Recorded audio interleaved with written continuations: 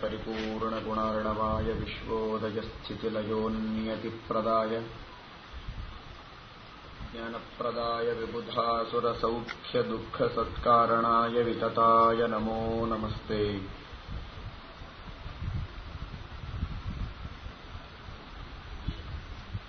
ಮಹಾತ್ಮರು ನಿಂತರೂ ಸರಿ, ಕುಳಿತರೂ ಸರಿ, ನಕ್ಕರೂ ಸರಿ, ಸಿಟ್ಟು ತೋರಿಸಿದರೂ ಸರಿ, ಏನು ಮಾಡಿದರೂ ಜಗತ್ತಿನ ಹಿತಕ್ಕೆ, ಜಗತ್ತಿನ ಕಲ್ಯಾಣಕ್ಕೆ. ಗಮನ ಆಸನ ಸಂಕಥಾದಿ ಲೀಲಾ ಸ್ಮೃತಿಮಾತ್ರೇಣ ಭವಾಪವರ್ಗದಾತ್ರೀ. ಅವರು ಓಡಾಡುವುದು, ನಡೆದಾಡುವುದು, ಮಾತಾಡುವುದು, ಹರಟೆ ಹೊಡೆಯುವುದು ಎಲ್ಲದರಲ್ಲಿಯೂ ಅಧ್ಯಾತ್ಮವಿದೆ, ಎಲ್ಲದರೊಳಗೂ ಸಂದೇಶವಿದೆ, ಎಲ್ಲವೂ ಜಗತ್ತಿನ ಕಲ್ಯಾಣಕ್ಕಿದೆ. ಇದನ್ನು ಅರ್ಥ ಮಾಡಿಕೊಳ್ಳುವ ಯೋಗ್ಯತೆ ಅದು ಮಹಾತ್ಮರಿಗೆ ಬರಬಹುದು, ಸಾಮಾನ್ಯರಿಗೆ ಬರುವುದು ಕಷ್ಟ. ಮಹಾತ್ಮನ ಅನುಗ್ರಹದಿಂದ ಅವರು ಹೇಳಿದ ರೀತಿಯಲ್ಲಿ ಸಾಮಾನ್ಯರಾದ ನಮ್ಮಂಥವರು ತಿಳಿದುಕೊಳ್ಳುವ ಪ್ರಯತ್ನ ಮಾಡಬೇಕಷ್ಟೇ. ಶ್ರೀಕೃಷ್ಣ ಪರಮಾತ್ಮ ಸಿಂಹಾಸನದ ಮೇಲೆ ಆರೂಢನಾಗಿದ್ದಾನೆ. ರುಕ್ಮಿಣೀ ದೇವಿ ಪಕ್ಕದಲ್ಲಿ. ನಾರದರು ಆಶ್ಚರ್ಯೋಸಿ ಧನ್ಯೋಸಿ ಅಂತ ಭಗವಂತನನ್ನು ಬಣ್ಣಿಸಿ ಬಂದ ದಾರಿಯನ್ನು ಹಿಡಿಯಲಿಲ್ಲ. ಪಾರಿಜಾತದ ಪುಷ್ಪವನ್ನ, ಭಾರೀ ಸುಗಂಧಮಯವಾದಂತಹ ಪಾರಿಜಾತದ ಪುಷ್ಪ, ಎಂದೂ ಬಾಡದ ಪುಷ್ಪ, ಎಲ್ಲರೂ ಬೇಡುವ ಪುಷ್ಪ, ಅಂತಹ ಪಾರಿಜಾತದ ಪುಷ್ಪ ಘಮಘಮ ವಾಸನೆಯ ಹೂವನ್ನು ರುಕ್ಮಿಣಿಗೆ ಕೃಷ್ಣನ ಕೈಯಲ್ಲಿ ಕೊಟ್ಟ. ಕೃಷ್ಣ ರುಕ್ಮಿಣಿಗೆ ಕೊಟ್ಟಿದ್ದಾನೆ. ಅದು ಸತ್ಯಭಾಮೆಗೆ ಗೊತ್ತಾಯಿತು. ಸತ್ಯಭಾಮೆ, ರುಕ್ಮಿಣಿ ಇಬ್ಬರೂ ಲಕ್ಷ್ಮಿಯೇ. ಎರಡು ವೇಷಗಳಿದ್ದಂತೆ ಅಷ್ಟೇ, ಎರಡು ದೇಹಗಳಲ್ಲಿ ಇದ್ದಾರೆ. ರುಕ್ಮಿಣಿ ಬೇರೆಯಲ್ಲ, ಸತ್ಯಭಾಮೆ ಬೇರೆಯಲ್ಲ. ಒಬ್ಬರೇ ಎರಡು ವೇಷದಲ್ಲಿ, ಎರಡು ರೂಪದಲ್ಲಿ ನಿಂತಂತೆ. ಒಂದು ಸೀರೆಯನ್ನು ಉಟ್ಟಿಕೊಂಡಾಗ ಒಂದು ಆಭರಣ ಕೊಟ್ಟು, ಅದೇ ಹೆಣ್ಣು ಮಗಳು ಮತ್ತೊಂದು ಸೀರೆ ಉಟ್ಟುಕೊಂಡು ಬಂದಾಗ ನೀನು ಹಸಿರು ಸೀರೆ ಉಟ್ಟವಳಿಗೆ ಆಭರಣ ಕೊಟ್ಟು ನನಗೇಕೆ ಕೊಟ್ಟಿಲ್ಲ ಅಂತ ಜಗಳ ಆಡಿದರೆ ಅರ್ಥವಿದೆ ಏನು? ಅವಳೇ ಮೊದಲು ಹಸಿರು ಸೀರೆ ಉಟ್ಟಿದ್ದು, ಆಮೇಲೆ ಮತ್ತೊಂದು ಹಳದಿ ಸೀರೆಯನ್ನು ಉಟ್ಟುಕೊಂಡು ಬಂದದ್ದು. ಅವಳಿಗೆ ಕೊಟ್ಟು ನನಗೆ ಕೊಟ್ಟಿಲ್ಲ ಅಂತ ಜಗಳವಾಡುವುದಕ್ಕೆ ಅರ್ಥ ಉಂಟೋ? ಸೀರೆ ಬದಲಾದರೆ ವ್ಯಕ್ತಿ ಬದಲಾಯಿತೋ? ಹಾಗೆ ಸೀರೆಯಂತ ದೇಹ ಅಷ್ಟೇ ಲಕ್ಷ್ಮೀದೇವಿಗೆ. ಎರಡೂ ದೇಹದಲ್ಲಿದ್ದ ವ್ಯಕ್ತಿ ಒಬ್ಬಳೇ. ಅವಳಿಗೆ ಹೂವು ಕೊಟ್ಟದ್ದು, ನನಗೆ ಕೊಟ್ಟಿಲ್ಲ ಎಂಬ ಮಾತಿಗೆ ಅರ್ಥವಿಲ್ಲ. ಆದರೆ ಇದೀಗ ಹೇಳಿದನಲ್ಲ, ಮಹಾತ್ಮರು ತೋರುವ ಸಿಟ್ಟು ಅದು ಜಗತ್ತಿನ ಕಲ್ಯಾಣಕ್ಕೆ.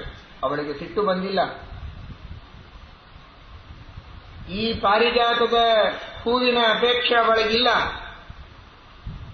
ಗಂಧದ್ವಾರಾಂ ದುರಾಧರ್ಷಾಂ ನಿತ್ಯಪುಷ್ಟಾಂಕರೀಷಿಣೀ. ಅವಳು ಮನೆಯಲ್ಲಿದ್ದಾಳೆ ಅಂದ್ರೆ ಅವಳಿರುವ ಮನೆಯ ಬಾಗಿಲುಗಳೆಲ್ಲವೂ ಗಂಧಮಯ. ಯಾವ ದ್ವಾರದಿಂದ ಹೋದರೂ ಸುಗಂಧ ಬೀಸುತ್ತದೆ. ಅಷ್ಟದ್ಭುತವಾದಂತಹ ಗಂಧ ಲಕ್ಷ್ಮೀದೇವಿಗೆ ಸ್ವಾಭಾವಿಕವಾಗಿದೆ. ಈ ಹೂವಿನ ಗಂಧದ ಮೋಹ ಅವಳಿಗೇನಿಲ್ಲ. ಬೇಡಿದ ಇಷ್ಟಾರ್ಥಗಳನ್ನು ಕೊಡುವ ಕಲ್ಪವೃಕ್ಷದ ಹೂವು ಅಂತನ್ನುವ ಅಪೇಕ್ಷೆಯೂ ಇಲ್ಲ. ಸ್ವಯಂ ಕಾಮಿತಾರ್ಥಪ್ರದಳಾಗಿದ್ದಾಳೆ ಲಕ್ಷ್ಮೀದೇವಿ. ಆದರೆ ಅವಳು ತೋರುವ ಸಿಟ್ಟು ಯಾಕೆ? ಈ ನಿಮಿತ್ತದಿಂದ ಬಹಳ ಕೆಲಸವಾಗಬೇಕಾಗಿದೆ ಮುಂದೆ. ಇವಳು ಸಿಟ್ಟು ತೋರಿದ್ದಕ್ಕಾಗೇನೆ ದೇವರು ಹೊರಟ ಅವಳನ್ನು ಕರೆದುಕೊಂಡು. ಮೊದಲಿಗೆ ಇವಳ ಸಿಟ್ಟು ಮಾಡಿದ್ದು ನರಕಾಸುರನಿಗೆ ಪೆಟ್ಟು ಕೊಟ್ಟದ್ದು. ನರಕಾಸುರನ ಸಂಹಾರ ಆದದ್ದು ಇವಳ ನಿಮಿತ್ತದಿಂದ. ನರಕಾಸುರನ ಸಂಹಾರವಾಗುವುದರ ಜೊತೆಗೆ 16,100 ಜನರನ್ನ ಭಗವಂತ ಮದುವೆ ಮಾಡಿಕೊಂಡು ಅವರಿಗೊಂದು ಗತಿ ಕಾಣಿಸಿದ. ಗತಿ ಇಲ್ಲದೆ ಕಾರಾಗಾರದಲ್ಲಿ ಬಿದ್ದಿದ್ರು 16,100 ಜನ ಹೆಣ್ಣು ಮಕ್ಕಳು, ದೊಡ್ಡ ದೊಡ್ಡ ರಾಜಕುಮಾರಿಯರು, ಕೆಲವರು ದೇವಕನ್ಯೆಯರು. ಹಾಗಾದರೆ ಇವಳು ತೋರಿದ ಒಂದು ಸಣ್ಣ ಸಿಟ್ಟು ಅದು ನರಕಾಸುರನಿಗೆ ಪೆಟ್ಟು. 16,100 ಜನರ ಹೊಟ್ಟೆಗೆ ಹಿಟ್ಟು ಇವಳ ಸಣ್ಣ ಸಿಟ್ಟು. ದೇವರು, ದೇವತಾಸ್ತ್ರೀಯರು, ಋಷಿಗಳು, ಮುನಿಗಳು ಮಾಡುವ ಸಣ್ಣ ಕಾರ್ಯ ಎಷ್ಟು ದೊಡ್ಡ ಲಾಭ ಜಗತ್ತಿಗೆ ಮಾಡಿಕೊಡ್ತವೆ ಎನ್ನುವುದಕ್ಕೆ ನಿದರ್ಶನ. ಅವಳಿಗೆಲ್ಲಿ ಸಿಟ್ಟು? ನ ಕ್ರೋಧೋ ನ ಚ ಮಾತ್ಸರ್ಯಂ ನ ಲೋಭೋ ನ ಶುಭಾಮತಿ. ಲಕ್ಷ್ಮಿಯನ್ನು ನೆನೆದವರಿಗೆ, ಉಪಾಸಕರಿಗೆ ಇರುವ ಸಿಟ್ಟು, ಕಾಮ, ಮಾತ್ಸರ್ಯ ಇವುಗಳೆಲ್ಲ ದೂರ ಹೋಗ್ತವಂತೆ. ಉಪಾಸನೆ ಮಾಡಿ ದೋಷಗಳನ್ನು ಕಳೆದುಕೊಳ್ಳಬೇಕು. ಕಳೆದುಕೊಳ್ಳುವುದಾದರೆ ಹತ್ತಿರ ಬನ್ನಿ ಅಂತಂತಾಳೆ ಲಕ್ಷ್ಮೀದೇವಿ, ಇಲ್ಲಾಂದ್ರೆ ಹತ್ತಿರನೇ ಸೇರಿಸುವುದಿಲ್ಲ. ನನ್ನ ಸುತ್ತಮುತ್ತ ಇರುವವರು ಯಾರೂ ಕೂಡ ಈ ತರಹದ ದೋಷಿಗಳಿರಬಾರದು. ಇದು ಲಕ್ಷ್ಮೀದೇವಿಯ ಒಂದು ದೃಢವಾದ, ಲಕ್ಷ್ಮೀದೇವಿಯ ಪೂರ್ಣಾನುಗ್ರಹ ಪಡೆಯಬೇಕಾದರೆ, ಬರೀ ದುಡ್ಡು ಗಳಿಸಬೇಕಾದ್ರೆ ಇವೆಲ್ಲ ದೋಷ ಇದ್ದೇ ಇರ್ತವೆ. ಸಿಟ್ಟಿದ್ದವರಿಗೆ, ಕಾಮ ಇದ್ದವರಿಗೆ, ದುಷ್ಟರಿಗೇನೆ ದುಡ್ಡು ಜಾಸ್ತಿ. ಆ ಲಕ್ಷ್ಮಿ ಅಲ್ಲ. ಲಕ್ಷ್ಮೀದೇವಿಯ ನಿಜವಾದ ಅನುಗ್ರಹವಾಗಬೇಕಾದರೆ, ಅವಳ ಕೃಪಾಕಟಾಕ್ಷ ನಮ್ಮ ಮೇಲೆ ಆಗಬೇಕಾದರೆ, ಅಮಂತವೋ ಮಾಂತ ಉಪಕ್ಷಿಯಂತಿ. ಯಾರೋ ಅಮಂತುಗಳು ಅಂದರೆ ನಿರಪರಾಧಿಗಳು, ಅವರು ನನ್ನ ಹತ್ತಿರ ವಾಸ ಮಾಡಬೇಕು. ಕ್ರೋಧ, ಕಾಮ, ಮಾತ್ಸರ್ಯ, ದ್ವೇಷ ಇದ್ದವರು ದೂರ ಸರೀರಿ ಅಂತ ಘೋಷಣೆ ಮಾಡಿದ ಲಕ್ಷ್ಮಿ ತಾನೇ ಸಿಟ್ಟು ಮಾಡಿದರೆ ಹೇಗೆ? ಹಾಗಾದರೆ ಲಕ್ಷ್ಮೀದೇವಿಗೆ ಸಿಟ್ಟಲ್ಲ, ಜಗತ್ತಿನ ಕಲ್ಯಾಣಕ್ಕಾಗಿ ಹಾಗೆ ತೋರಿಸ್ತಾಳೆ. ಪರಮಾತ್ಮ ಭರವಸೆ ಕೊಟ್ಟ. ರುಕ್ಮಿಣಿಗೆ ಒಂದು ಹೂವು ಕೊಟ್ಟಿದ್ದೇನೆ, ನಿನ್ನ ಮನೆಯಲ್ಲಿ ಪಾರಿಜಾತದ ಗಿಡವನ್ನೇ ತಂದಿಳಿಸ್ತೇನೆ, ಯಾಕೆ ಚಿಂತೆ ಮಾಡ್ತಿದ್ದೀಯಿಂದ? ಚಿಂತ್ಯಾಕೆ ಮಾಡ್ತೀವಿ? ಚಿನ್ಮಯನಿದ್ದೇನೆ, ಇದ್ದಾನೆ ಅಂತ ನಾವನಬೇಕು. ಅವನಂದ ಚಿನ್ಮಯನಿದ್ದೇನೆ, ನಾನೇ ಚಿನ್ಮಯನಾಗಿ ನಿನ್ನೆದುರಿಗೆ ಇರುವಾಗ ಯಾಕೆ ಚಿಂತೆ ಮಾಡ್ತಿದ್ದಿ? ಪಾರಿಜಾತ ವೃಕ್ಷವನ್ನು ನಿನ್ನ ಮನೆಗೆ ಇಳಿಸ್ತೇನೆ ಎಂದ. ನೋಡಿ, ಭಗವಂತನ ಕಾರ್ಯಗಳು ಯಾವಾಗಲೂ ಹೀಗೇನೆ. ಇದೇ ಹೊತ್ತಿನಲ್ಲಿ ನರಕಾಸುರ ಎಲ್ಲ ದೇವತೆಗಳನ್ನ ಗೆದ್ದು, ರಾಜರನ್ನೂ ಗೆದ್ದು ಮಹಾ ಉನ್ಮತ್ತನಾಗಿ ಇದ್ದಾನೆ. ಇಂದ್ರಾದಿ ದೇವತೆಗಳೆಲ್ಲ ಬಂದು ಕೃಷ್ಣನಿಗೆ ಪ್ರಾರ್ಥನೆ ಮಾಡುತ್ತಾರೆ, ನಮ್ಮನ್ನೆಲ್ಲ ಸೋಲಿಸಿ ನಮ್ಮ ತಾಯಿಯ ಕರ್ಣಕುಂಡಲಗಳನ್ನು, ಅದಿತಿದೇವಿ ದೇವಮಾತೆ, ಅವಳ ಕರ್ಣಕುಂಡಲಗಳನ್ನು ಅಪಹಾರ ಮಾಡಿಕೊಂಡು ಹೋಗಿದ್ದಾನೆ ನರಕಾಸುರ. ಹೇಗಾದರೂ ಮಾಡಿ ಆ ಕರ್ಣಕುಂಡಲಗಳನ್ನು ತಿರುಗಿ ತಂದು ಕೊಡಬೇಕು. ಕರ್ಣಕುಂಡಲಗಳು ಮಹತ್ವ ಅಲ್ಲ, ಮರ್ಯಾದೆ ಮಹತ್ವ. ದೇವಮಾತೆಯ ಕರ್ಣಕುಂಡಲಗಳನ್ನು ಒಬ್ಬ ಸಾಮಾನ್ಯ ಅಸುರ ಅಪಹಾರ ಮಾಡಿಕೊಂಡು ಹೋಗ್ತಾನೆ ಅಂದ್ರೆ ನಾವಿಷ್ಟೆಲ್ಲ ಜನ ಇದ್ದು ಏನ್ ಪ್ರಯೋಜನ? ನೀನು ದೇವಾಧಿದೇವ, ನೀನಾದರೂ ನಮ್ಮ ಮರ್ಯಾದೆಯನ್ನು ಉಳಿಸು. ಈ ಕಡೆಗೆ ಅನೇಕ ಋಷಿಮುನಿಗಳು ಬಂದು ಪ್ರಾರ್ಥನೆ ಮಾಡ್ತಾರೆ, ನರಕಾಸುರನ ಕಾಟ ಬಹಳ ಆಗಿದೆ, ರಕ್ಷಣೆ ಮಾಡುವಂತ ಬದರಿಕಾಶ್ರಮದಿಂದ ಅನೇಕ ಋಷಿಗಳು ಬಂದು ಕೇಳ್ತಾ ಇದ್ದಾರೆ. ನೋಡಿ, ಪಾರಿಜಾತ ವೃಕ್ಷವನ್ನು ತಂದು ಕೊಡ್ತೇನೆ ಅಂತ ಸತ್ಯಭಾಮಿಗೆ ಆಶ್ವಾಸನೆ ಕೊಡ್ತಾನೆ. ಇಂದ್ರಾದಿ ದೇವತೆಗಳು ಬಂದು ಪ್ರಾರ್ಥನೆ ಮಾಡುತ್ತಾರೆ ನರಕಾಸುರನ ಸಂಹಾರವಾಗಬೇಕು ಅಂತ, ಅದನ್ನೇ ಋಷಿಗಳು ಬೇಡುತ್ತಾರೆ. ಈ ಮೂರನ್ನೂ ಸೇರಿಸಿಬಿಟ್ಟ ಕೃಷ್ಣ. ದೇವತೆಗಳ, ಋಷಿಗಳ ಪ್ರಾರ್ಥನೆಯಂತೆ ನರಕಾಸುರನ ಸಂಹಾರ ಮಾಡಿ ಕರ್ಣಕುಂಡಲಗಳನ್ನು ಅದಿತಿಯ ದೇವಿಗೆ ಪುನಃ ಒಪ್ಪಿಸುವುದಕ್ಕೆ ಸ್ವರ್ಗಕ್ಕೆ ಹೋದಾಗ ಪಾರಿಜಾತ ವೃಕ್ಷವನ್ನು ತಂದುರಾಯಿತು ಅಂತ ಮೂರು ಕೆಲಸ ಸೇರಿಸಿಬಿಟ್ಟ. ಇಂದಿರೇಶ, ನಿನ್ನದೊಂದೇ ಕ್ರಿಯಾ ದ್ವಂದ್ವವಾಯಿತು, ಅಲ್ಲ ಮೂರಾಯಿತು. ಒಂದೇ ಮಾಡುವಾಗ ಮೂರೂ ಜನರಿಗೂ ಭಗವಂತ ಸಮಾಧಾನ ಮಾಡುವಂತೆ, ಸರಿ ಇದು ಒಳ್ಳೆಯ ಅವಕಾಶ ಅಂತ ಹೊರಟು ನಿಂತ. ನೋಡಿ, ಅದಿತಿ ದೇವಿಯ ಕರ್ಣಕುಂಡಲಗಳನ್ನು ನರಕಾಸುರ ಅಪಹಾರ ಮಾಡಿಕೊಂಡು ಹೋಗಿದ್ದಾನೆ. ಅವರೆಲ್ಲ ಬಂದು ಕೃಷ್ಣ ಪರಮಾತ್ಮನಿಗೆ ಪ್ರಾರ್ಥನೆ ಮಾಡುತ್ತಾ ಇದ್ದಾರೆ, ಕರ್ಣಕುಂಡಲಗಳನ್ನು ಮತ್ತೆ ಮರಳಿ ಒದಗುವಂತೆ ಅನುಗ್ರಹ ಮಾಡು ಅಂತ. ನಾವೆಲ್ಲ ಈ ಪ್ರಾರ್ಥನೆಯನ್ನು ಕೃಷ್ಣನಿಗೆ ಮಾಡಬೇಕಾಗಿದೆ. ಕರ್ಣಕುಂಡಲಗಳು ಅಂದ್ರೆ ಕರ್ಣಗಳಿಗೆ ಭೂಷಣ. ಕರ್ಣಗಳಿಗೆ ಭೂಷಣ ಯಾವುದು? ಶಾಸ್ತ್ರವೇ ಕರ್ಣಗಳಿಗೆ ಭೂಷಣ. ಭೂಷಣಕ್ಕೆ ಭೂಷಣ, ಇದು ಭೂಷಣ. ಕರ್ಣಗಳಿಗೆ ಭೂಷಣ ಯಾವುದು ಅಂದ್ರೆ ಶಾಸ್ತ್ರಗಳ ಶ್ರವಣವೇ ಭೂಷಣ. ಯಾವುದೋ ಸಿನಿಮಾ ಹಾಡುಗಳನ್ನು ಕೇಳಿದ್ರೆ ಅದು ಕಿವಿಗಳಿಗೆ ಭೂಷಣ ಅಲ್ಲ. ಇನ್ನೊಬ್ಬರ ನಿಂದೆಯನ್ನು ಕೇಳಿದ್ರೆ ಅದು ಕಿವಿಗಳಿಗೆ ಭೂಷಣ ಅಲ್ಲ.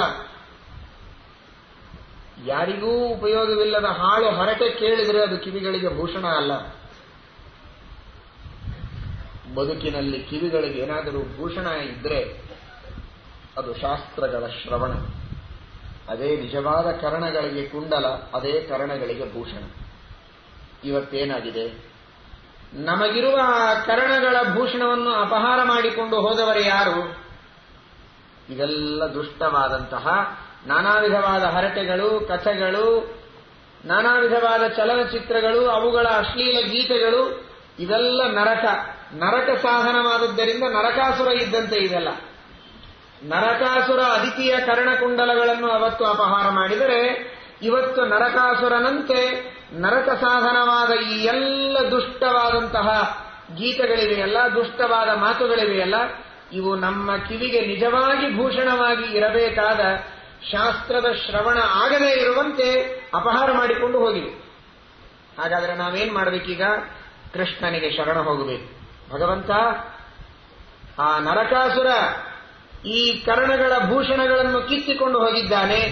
ನರಕ ಸಾಧನವಾದ ಈ ಎಲ್ಲ ದುಷ್ಟವಾದ ಕಥೆಗಳು ನಮ್ಮ ಶಾಸ್ತ್ರ ಶ್ರವಣವನ್ನು ಲೋಪ ಮಾಡಿವೆ.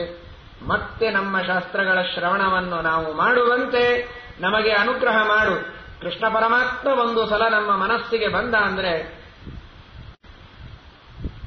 ವಿಧುನೋತಿ ಕಲ್ಮಷಂ, ನಮ್ಮ ಮನಸ್ಸಿನಲ್ಲಿರುವ ಎಲ್ಲ ಕಲ್ಮಷಗಳನ್ನು ದೂರ ಮಾಡಿ, ದುಷ್ಟವಾದ ಪ್ರವೃತ್ತಿಗಳನ್ನ ನಾಶ ಮಾಡಿ, ಭಗವಂತನಲ್ಲಿ ಭಕ್ತಿ ಬೆಳೆದು ಶಾಸ್ತ್ರಗಳ ಶ್ರವಣ ಮಾಡುವಂತೆ ಪರಮಾತ್ಮ ಮತ್ತೆ ನಮಗೆ ಶಕ್ತಿಯನ್ನು ಕೊಡ್ತಾನೆ. ಅದಕ್ಕಾಗಿ ಆ ಶ್ರೀಕೃಷ್ಣ ಪರಮಾತ್ಮನಿಗೆ ಅದಿತಿಯ ಕರ್ಣಕುಂಡಲಗಳನ್ನು ಕದ್ದಾಗ ಇಂದ್ರಾದಿ ದೇವತೆಗಳು ಕೃಷ್ಣನಿಗೆ ಶರಣ ಹೋದಂತೆ ನಮ್ಮೆಲ್ಲರ ಕರ್ಣಕುಂಡಲಗಳು, ನಾವೆಲ್ಲ ಅದಿತಿಗಳೇ. ಅದಿತಿ ಎನ್ನುವುದಕ್ಕೆ ಸಂಸ್ಕೃತದಲ್ಲಿ ಮತ್ತೊಂದು ಅರ್ಥ ತಿನ್ನುವ ವ್ಯಕ್ತಿ ಅಂತ ಅರ್ಥ. ಅತ್ತಿ ಇತಿ ಅದಿತಿ, ನಾವೆಲ್ಲ ತಿನ್ನುವವರು. ತಿನ್ನುವ ಅದಿತಿಗಳು ನಾವೆಲ್ಲ. ನಮಗೇನಾದರೂ ತಿಂದದ್ದು ಸಾರ್ಥಕವಾಗಬೇಕಾದರೆ ಅದು ಕರ್ಣಭೂಷಣದಿಂದ. ತಿಂದ ಅನ್ನ ಪಚನವಾಗಬೇಕಾದದ್ದು ಇನ್ನೊಬ್ಬರನ್ನ ಬೈದಲ್ಲ, ಶಾಸ್ತ್ರಗಳ ಶ್ರವಣದಿಂದ, ಶಾಸ್ತ್ರಗಳ ಪಠನದಿಂದ ತಿಂದ ಅನ್ನ ಪಚನವಾಗಬೇಕು ಅಂತಂತಾರೆ. ಹೀಗಾಗಿ ನಾವೆಲ್ಲ ಅದಿತಿಗಳು. ನಾವು ಅದಿತಿಗಳು ಏನೇನು ತಿಂತೇವೆ, ತಿಂದದ್ದು ಪಚನವಾಗಬೇಕಾದರೆ ಶಾಸ್ತ್ರಗಳ ಪಠನದಿಂದ, ಶ್ರವಣದಿಂದ ಪಚನವಾಗಬೇಕು. ಆ ಕರ್ಣಕುಂಡಲಗಳು ಕಳೆದು ಹೋಗಿವೆ. ನರಕ ಸಾಧನೆ ನಡೀತಾ ಇದೆ, ಮೋಕ್ಷ ಸಾಧನೆ ನಡೀತಾ ಇಲ್ಲ. ಆ ನರಕ ಸಾಧನೆಗಳನ್ನು ನಿಲ್ಲಿಸಿ ನಮ್ಮ ಕರ್ಣಕುಂಡಲಗಳನ್ನು, ಶಾಸ್ತ್ರಶ್ರವಣವನ್ನು ಮತ್ತೆ ನಮಗೆ ಮಾಡಿಸುವಂತೆ ಶ್ರೀಕೃಷ್ಣ ಪರಮಾತ್ಮ, ಶ್ರೀರಾಮಚಂದ್ರ ನಮಗೆಲ್ಲ ಅನುಗ್ರಹ ಮಾಡಲಿ ಎಂಬುದಾಗಿ ನಾವು ಬೇಡಬೇಕು. ಕೃಷ್ಣ ಪರಮಾತ್ಮನ ಅನುಗ್ರಹ ನಿಮ್ಮೆಲ್ಲರ ಮೇಲೆ ಇದೆ ಅನ್ನೋದಕ್ಕಾಗೇನೆ ನರಕಾಸುರನನ್ನ ಅಲ್ಲಿಯೇ ಮನೆಯಲ್ಲಿ ಬಿಟ್ಟು ಒಂದು ಡಬ್ಬಿಯಲ್ಲಿ ಕೂಡಿಸಿ ಇಷ್ಟು ದೂರ ನೀವೆಲ್ಲ ಶಾಸ್ತ್ರಗಳ ಶ್ರವಣಕ್ಕೆ, ಕರ್ಣಕುಂಡಲ ಧಾರಣ ಮಾಡುವುದಕ್ಕೆ ಬಂದಿದ್ದೀರಿ. ಹೊಗಳಿದಾಗಷ್ಟೇ ಚಪ್ಪಾಳೆ ಬಾರಿಸಬಾರದು, ಬೈದರೂ ಚಪ್ಪಾಳೆ ಬಾರಿಸಬೇಕು. ಕರ್ಣಕುಂಡಲಗಳನ್ನು ಶ್ರೀಕೃಷ್ಣ ಪರಮಾತ್ಮ ತಂದುಕೊಡ್ತೇನೆ ಅಂತ ಪ್ರತಿಜ್ಞೆಯನ್ನು ಮಾಡಿದ. ಇದು ಶಾಸ್ತ್ರೀಯವಾದ ನೀತಿಯಾದರೆ ಲೌಕಿಕ ನೀತಿಯನ್ನು ಒಂದು ಇದರಲ್ಲಿ ನೀವು ತಿಳಿಯಿರಿ. ಇಂದ್ರದೇವರನ್ನ ಮೊದಲು ಮಾಡಿಕೊಂಡು ಎಲ್ಲಾ ದೇವಾದಿದೇವತೆಗಳೂ ಕೂಡ ತಾಯಿಯ ಕರ್ಣಕುಂಡಲ ಕಳೆದೇವೆ ಅಂತಂದ್ರೆ ಜಿಗಿದು ಓಡಿ ಬಂದಿದ್ದಾರೆ ಅರ್ಜುನನ ಹತ್ತಿರ. ಆಯ್ತು, ವಯಸ್ಸಾಗಿವೆ, 10 ಸಾಮಾನು ಉಳಿತಾವ, 10 ಸಾಮಾನು ಕಳಿತಾವ, ಯಾಕಿಷ್ಟು ಒದ್ದಾಡ್ತೀರಿ ಅಂತ ಅವನ್ನ ಬೈದು ಕೂಡಿಸುವಂತಹ ಪ್ರವೃತ್ತಿ ಇಲ್ಲ. ಹೆಂಡತೀರು ಏನಾದರೂ ಒಂದು ಸಣ್ಣದು ಕಳೆದ್ರೆ ಭಾರಿ ದೊಡ್ಡ ವಿಷಯ ಇವನಿಗೆ. ಅವ್ವ ಅಪ್ಪಂದು ಕಳೆದು ಕಳಿತದೆ, ಹೋಗ್ತದೆ, ಬರ್ತದೆ. ಇವತ್ತಿಲ್ಲ ನಾಳೆ ಮತ್ತೊಬ್ಬರಿಗೆ ಕೊಡ್ಲೇಬೇಕಲ್ಲ, 2 ದಿವಸ ಇಟ್ಕೊಂಡು ಏನ್ ಮಾಡಬೇಕಿದ್ದು ಅಂತ ಝಬರಿಸಿ ತಾಯಿಯನ್ನು ಕೂಡಿಸುವ ಪ್ರವೃತ್ತಿಯನ್ನು ಬೆಳೆಸಿಕೊಳ್ಳಬೇಡಿ. ನಿಮ್ಮ ಹೊಟ್ಟೆಗೆ, ನಿಮ್ಮ ಬಟ್ಟೆಗೆ, ನಿಮ್ಮ ಆಭರಣಗಳಿಗೆ ನೀವು ಚೆಂದಾಗಿರಬೇಕು ಅಂತನ್ನೋದಕ್ಕೆ ಕಷ್ಟಪಟ್ಟು ಒದ್ದಾಡಿ ಕಣ್ಣೀರಿಟ್ಟು ಸಾಕಷ್ಟು ಶ್ರಮಪಟ್ಟು ಗಳಿಸಿ ದೇಹವನ್ನೇ ನಿಮಗಾಗಿ ಕೈದಿಟ್ಟಿರ್ತಾರೆ. ಅಂಥವರದು ಏನಾದರೂ ಕಳೆದರೆ, ಹೆಂಡತಿಯ ಸಾಮಾನುಗಳು ಕಳೆದರೆ ಎಷ್ಟು ಉತ್ಸುಕತೆಯಿಂದ ಹುಡುಕ್ತೀರಿ, ಎಷ್ಟು ಉತ್ಸುಕತೆಯಿಂದ ಅವಳಿಗೆ ಪದಾರ್ಥಗಳನ್ನು ತಂದುಕೊಡಬೇಕು ಅಂತ ಪ್ರಯತ್ನ ಮಾಡ್ತೀರೋ, ಹಾಗೆ ತಂದೆ ತಾಯಿಗಳ ಬಗ್ಗೆಯೂ ಲಕ್ಷ್ಯ ಇರಲಿ ಅಂತ ಇಂದ್ರಾದಿ ದೇವತೆಗಳು ಈ ಮೂಲಕವಾಗಿ ನಮಗೆ ತಿಳಿಸ್ತಾ ಇದ್ದಾರೆ. ಇಂದ್ರಾದಿ ದೇವತೆಗಳು ಕರ್ಣಕುಂಡಲಗಳನ್ನು ಕನಿಷ್ಠ ಪಕ್ಷ ಕಳೆದದ್ದನ್ನು ತಂದುಕೊಡದೇ ಇದ್ರೆ ಪರವಾಗಿಲ್ಲ, ನೀವೇ ಕಳತನ ಮಾಡದೇ ಇದ್ರೆ ಸಾಕು. ತಂದೆ ತಾಯಿಗಳು ಹಾಗೂ ಇದ್ದಾರೆ ಜನ. ಪರಮಾತ್ಮ ಹೊರಟ, ಇಂದ್ರದೇವರು ಕೂಡ ಹಿಂಬಾಲಿಸಿದ್ದಾರೆ. ಸತ್ಯಭಾಮಾದೇವಿಯನ್ನು ಕರೆದುಕೊಂಡು ಹೊರಟಿದ್ದಾನೆ ಗರುಡನ ಮೇಲೆ. ಬಹಳ ಪವಿತ್ರವಾದ ಪ್ರಸಂಗ. ಅನೇಕ ಜನ ಸಕಾಮವಾದ ಕರ್ಮಗಳನ್ನು ಮಾಡಬಾರದು, ಆದರೂ ರೋಚನಾರ್ಥಂ ಫಲಶ್ರುತಿ. ಅನೇಕ ಜನರಿಗೆ ನಿಮಗೆ ಉದ್ಯೋಗ ಬೇಕಾಗಿರುತ್ತದೆ, ಪ್ರಮೋಷನ್ ಬೇಕಾಗಿರುತ್ತದೆ, ಕೋರ್ಟ್ ಕಚೇರಿಗಳಲ್ಲಿ ಕೆಲಸ ಆಗಬೇಕಾಗಿರುತ್ತದೆ, 1008 ಆಫೀಸುಗಳಲ್ಲಿ ಕೆಲಸ ಆಗಬೇಕು, ಅಥವಾ ವರಾನ್ವೇಷಣೆಗೆ ಹೊರಟಿರ್ತೀರಿ, ಕನ್ಯಾ ಪರೀಕ್ಷೆಗೆ ಹೊರಟಿರ್ತೀರಿ, 108 ರೀತಿಯ ಸಾಮಾಜಿಕ ಕೆಲಸಗಳು. ಕೆಲಸಕ್ಕೆ ಹೊರಟಾಗ ಕೆಲಸ ಪೂರ್ಣವಾಗಬೇಕಾಗಿದ್ರೆ ಈ ಪ್ರಸಂಗದ ಚಿಂತನೆಯನ್ನು ಮಾಡಬೇಕು ಅಂತ ಶಾಸ್ತ್ರ ಹೇಳುತ್ತದೆ. ಪ್ರಯಾಣೇ ಗರುಡಾರೂಢಂ ಪಾರಿಜಾತಹರಂ ಹರಿಂ ಸತ್ಯಭಾಮಾಯುತಂ ವಂದೇ ಸರ್ವಕಾರ್ಯಾರ್ಥ ಸಿದ್ಧಯೇ. ಪ್ರಯಾಣಕ್ಕೆ ಹೊರಟಾಗ ಗರುಡನ ಮೇಲೆ ಕುಳಿತು ಸತ್ಯಭಾಮೆಯ ಜೊತೆಗೆ ಪಾರಿಜಾತಹರಣವನ್ನು ಮಾಡಲು ಹೊರಟ, ಪಾರಿಜಾತವನ್ನ ಜೊತೆಗೆ ತಂದಂತಹ ಭಗವಂತನನ್ನು ನಾವು ಚಿಂತನೆ ಮಾಡಬೇಕು ಎಂಬುದಾಗಿ ಶಾಸ್ತ್ರ ಹೇಳುತ್ತದೆ. ಅದನ್ನು ನಾವು ಚೆನ್ನಾಗಿ ಮುಂದೆ ಅರ್ಥ ಮಾಡಿಕೊಳ್ಳೋಣ. ಶ್ರೀಕೃಷ್ಣ ಪರಮಾತ್ಮ ಸತ್ಯಭಾಮೆಯನ್ನು ಕರೆದುಕೊಂಡು ಗರುಡನ ಮೇಲೆ ಹೊರಟ. ನರಕಾಸುರನ ಪಟ್ಟಣ ಪ್ರಾಗ್ಜ್ಯೋತಿಷ ಪಟ್ಟಣ. ನರಕಾಸುರ ಇದ್ದ ರೀತಿ ಹೇಗೆ ಅಂದರೆ, ಬ್ರಹ್ಮದೇವರ ವರ. ಮೊಟ್ಟ ಮೊದಲನೆಯದಾಗಿ ಅವನಿಗೆ ಅವಧ್ಯನಾಗಬೇಕು, ನೀನು ಯಾರೂ ನಿನ್ನನ್ನು ಕೊಲ್ಲುವ ಹಾಗೆ ಇಲ್ಲ ಅಂತ ಬ್ರಹ್ಮದೇವರ ವರದ ಬಲ. ಅವನಿಗಷ್ಟೇ ಅಲ್ಲ, ಅವನ 5 ಜನ ಮಂತ್ರಿಗಳಿಗೂ ಇದೇ ವರ, ಬ್ರಹ್ಮದೇವರದೇ ವರ. ನಿಸುಂಭ, ಹಯಗ್ರೀವ, ಮುರ, ಪೀಠ, ಪಂಚಜನ, ಹೀಗೆ 5 ಹೆಸರಿನ ಮಂತ್ರಿಗಳು. 5 ಮಂತ್ರಿಗಳು ಬ್ರಹ್ಮದೇವರ ಅವಧ್ಯತ್ವ ವರದ ಕವಚವನ್ನ ತೊಟ್ಟವರು. ಆ ಮಂತ್ರಿಗಳಿಂದ ಕೂಡಿದ ನರಕಾಸುರನಿಗೂ ಅವಧ್ಯತ್ವ ವರ. ಅವಧ್ಯತ್ವ ವರ ಅಂದ್ರೆ ಯಾರಿಂದಲೂ ಸಾಯಬಾರದು ಅಂತನ್ನುವ ಆಶೀರ್ವಾದ. ಇದಕ್ಕೆ ಮೇಲಾಗಿ ಸುತ್ತಲೂ ತಮ್ಮ ಪಟ್ಟಣದ ಸುತ್ತ ದುರ್ಗಗಳನ್ನು ಮಾಡಿಕೊಂಡಿದ್ದಾರೆ. ಪರ್ವತದ ದುರ್ಗ, ರಾಯಚೂರಿನ ಸುತ್ತಲೂ ಪರ್ವತಗಳಿದ್ದಂತೆ. ಆಮೇಲೆ ನೀರಿನ ದುರ್ಗ, ಕಂದಕ, ದೊಡ್ಡದಾದಂತಹ ಸುತ್ತಲೂ ನೀರಿನ ದುರ್ಗ.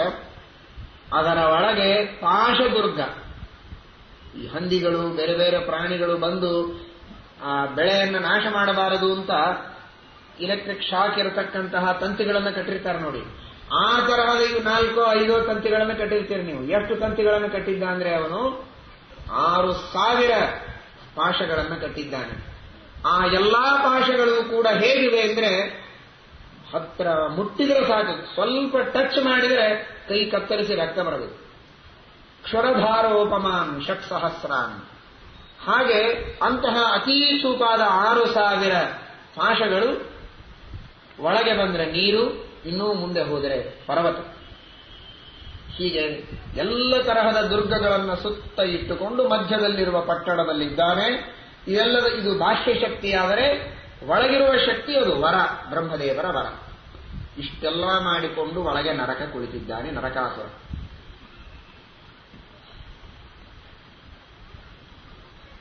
ಹೀಗೆ ಇರುತ್ತೋ ಇಲ್ಲೋ ನಮ್ಮದೆಲ್ಲ ಪರಿಸ್ಥಿತಿ.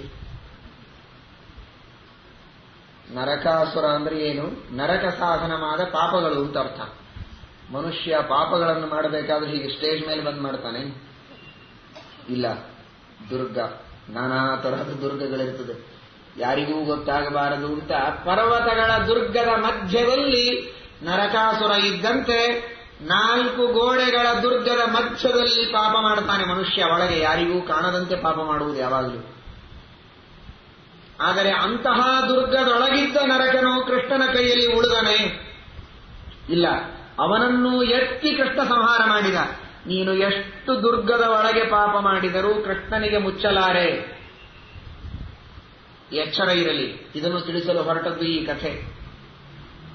ಇನ್ನು ಬಹಳ ಯಾರಾದರೂ ಏನಾದರೂ ಉಪದೇಶ ಮಾಡ್ಲಿಕ್ಕೆ ಬಂದ್ರೆ, ಇಂಥವೆಲ್ಲ ಕೆಟ್ಟ ಕೆಲಸ ಮಾಡಬಾರ್ದಪ್ಪ, ಲಂಚ ತಗೊಳ್ಬಾರ್ದು, ಮೋಸ ಮಾಡಬಾರದು ಅಂತ ಹೇಳಿದ್ರೆ ಏನ್ ಮಾಡ್ತಾನೆ ಮನುಷ್ಯ?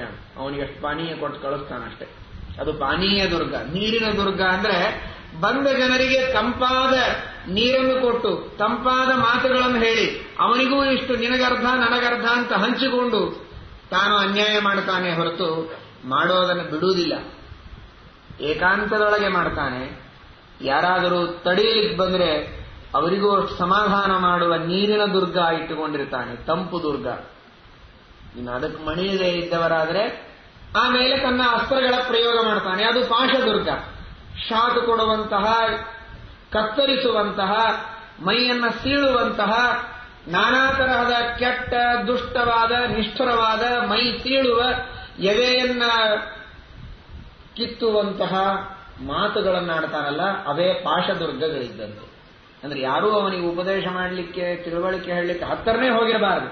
ಅಂತಹ 6,000 ಪಾಶದುರ್ಗ ಸಾವಿರಾರು ಕೆಟ್ಟ ಮಾತುಗಳಿಂದ ಹೆದರಿಸಿ ಬೆದರಿಸಿ ಸಜ್ಜನರನ್ನು ದೂರ ಓಡಿಸಿಬಿಡ್ತಾರೆ.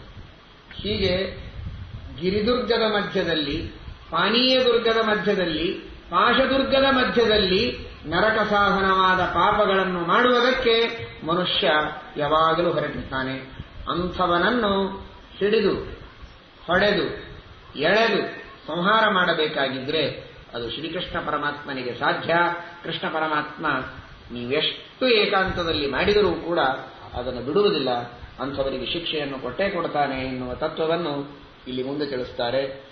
ಇಷ್ಟೆಲ್ಲ ದುರ್ಗಗಳನ್ನು ಕಟ್ಟಿಕೊಂಡು ಆ ಎಲ್ಲ ಮಂತ್ರಿಗಳಿಂದ ಇವನಿಗೆ ಮುಖ್ಯವಾದ ಅಹಂಕಾರ ಅಂದ್ರೆ, ಈ ಎಲ್ಲ ಮಂತ್ರಿಗಳೇ ಲೋಕಪಾಲಕರು, ನಾನೇ ಸಾಕ್ಷಾತ್ ಭಗವಂತ ಬ್ರಹ್ಮನ, ನಾನು ಬ್ರಹ್ಮ, ಇವರೆಲ್ಲ ನನ್ನ ಸುತ್ತಲಿರುವ ಲೋಕಪಾಲಕರು ಅಂತ ಹೇಳಿಕೊಂಡು ಅಹಂಕಾರದಿಂದ ಮೆರೆಯುತ್ತಾ ಇದ್ದಾನೆ. ಇದು ನೋಡಿ, ಶ್ರೀಕೃಷ್ಣ ಪರಮಾತ್ಮ ಅದಿತಿಯ ಕರ್ಣಕುಂಡಲಗಳನ್ನು ತಂದಿದ್ದು ಮಾತ್ರ ಒಂದು ದೊಡ್ಡ ಅಪರಾಧವಾಗಲಿಲ್ಲ. ಏನ್ ಕೃಷ್ಣನಿಗೆ ಇಷ್ಟು ತಿಳುವಳಿಕೆ ಇಲ್ಲ?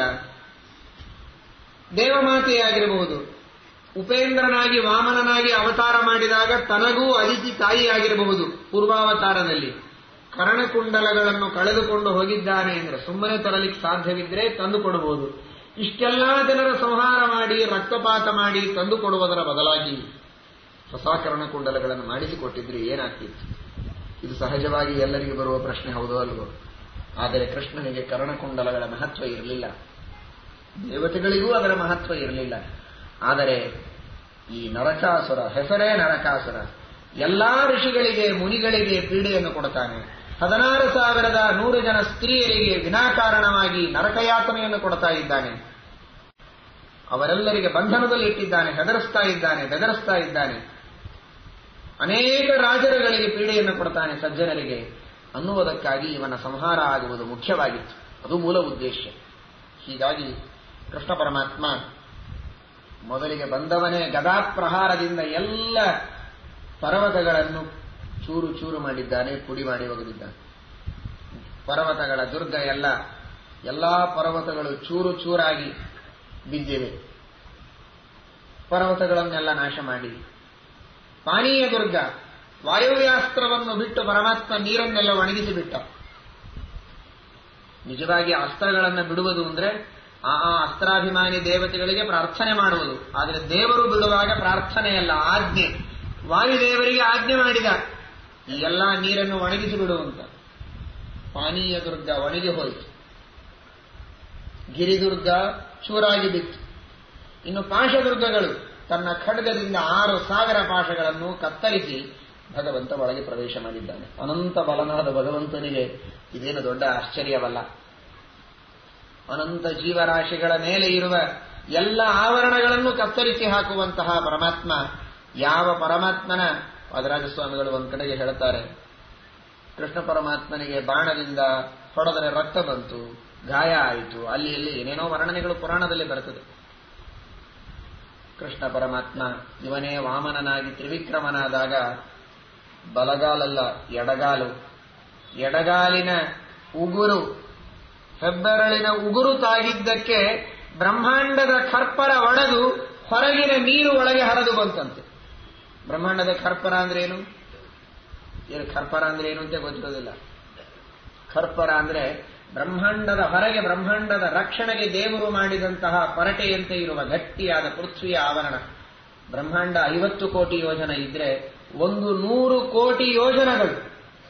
ವಿಚಾರ ಮಾಡಿ, 100 ಕೋಟಿ ಯೋಜನದಷ್ಟು ದಪ್ಪಾಗಿರುವಂತಹ ಗಟ್ಟಿಯಾದಂತಹ ಕಲ್ಲಿನಂತಹ ಆವರಣ ಇದೆ ಬ್ರಹ್ಮಾಂಡದ ಹೊರಗೆ, ಬ್ರಹ್ಮಾಂಡದ ರಕ್ಷಣೆಗೆ. ಅದು ದೇವರ ಎಡಗಾಲಿನ ಹೆಬ್ಬೆರಳಿನ ಉಗುರು ತಾಕಿದ್ದಕ್ಕೆ, ತಿಕ್ಕಿದ್ದಕ್ಕಲ್ಲ, ತಾಕಿದ್ದಕ್ಕೆ ಒಡೆದಿದೆ. ಅಂತಹ ದೊಡ್ಡ ಬ್ರಹ್ಮಾಂಡದ ಕಟಾಹವನ್ನು ತನ್ನ ಉಗುರಿನಿಂದ ಸ್ಪರ್ಶದಿಂದ ಒಡೆದ ಪರಮಾತ್ಮನಿಗೆ ಯಾವ ಬಾಣಗಳಿಂದ ಗಾಯವಾಗತ್ತೆ? ಸಾಧ್ಯವಿಲ್ಲ ಅಂತಾರೆ. ಹೀಗಾಗಿ ಅಂತಹ ಪರಮಾತ್ಮನಿಗೆ ಈ ಪಾಶಗಳನ್ನು ಕತ್ತರಿಸುವುದರೊಳಗೆ ಯಾವ ಅಸಾಧ್ಯತೆಯೂ ಇಲ್ಲ. ಸುಲಭವಾಗಿ ಕತ್ತರಿಸಿದ. 3 ದುರ್ಗಗಳು ನಾಶವಾದ. ಒಳಗೆ ಬಂದ ಮೇಲೆ 5 ಮಂತ್ರಿಗಳು ಅವಧ್ಯರಾದ, ಬ್ರಹ್ಮದೇವರ ವರದಿಂದ ಅವಧ್ಯರಾದ ಮಂತ್ರಿಗಳು ಬಂದರೆ ಚಕ್ರದಿಂದ ಸಂಹಾರ ಮಾಡಿದ್ದಾನೆ. ಒಬ್ಬೊಬ್ಬ ಮಂತ್ರಿಗಳಿಗೆ 7 ಜನ ಮಕ್ಕಳು, 35 ಜನ ಮಕ್ಕಳು. ಅವರೆಲ್ಲರೂ ರುದ್ರದೇವರ ವರದಿಂದ ಅವಧ್ಯರಾದವರು. ಅವರನ್ನ ಕೃಷ್ಣ ಪರಮಾತ್ಮ ಬಾಣಗಳಿಂದ ಸಂಹಾರ ಮಾಡಿದ್ದಾನೆ. ಎಷ್ಟು ವಿಚಿತ್ರವಾಗಿದೆ ನೋಡಿ. ಶ್ರೀಮದಾಚಾರ್ಯರು ಕಥೆ ಹೇಳ್ತಾ ಹೋಗ್ತಾರೆ.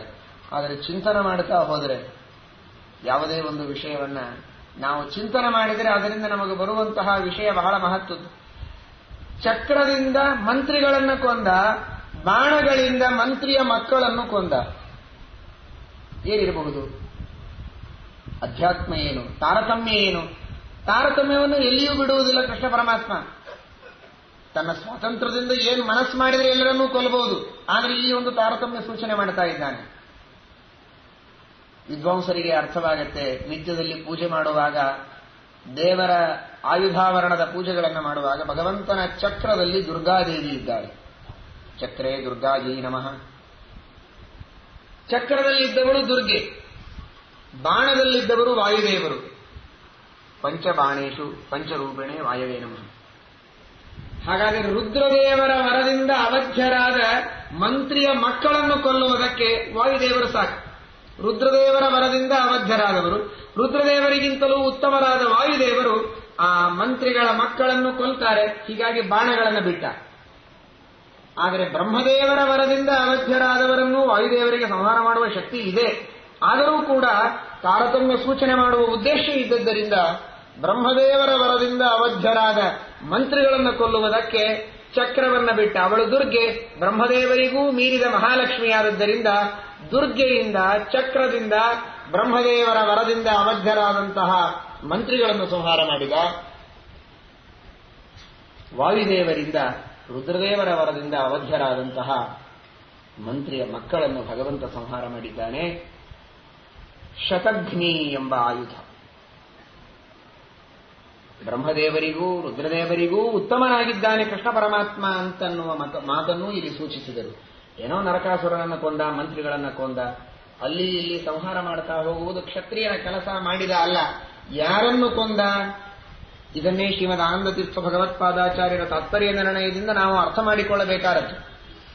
ಯಾವ ಮಂತ್ರಿಯ ಮಕ್ಕಳನ್ನು ಕೊಂದ, ಮಂತ್ರಿಗಳನ್ನು ಕೊಂದ ಪರಮಾತ್ಮ, ಇದು ಯಾರನ್ನೋ ಕೊಂದದ್ದಷ್ಟೇ ಅಲ್ಲ, ಭಗವಂತ ಸರ್ವೋತ್ತಮ ಅಂತನ್ನುವ ತತ್ವವನ್ನು ತಿಳಿಸುವುದಕ್ಕೆ ಇದೊಂದು ನಿದರ್ಶನ.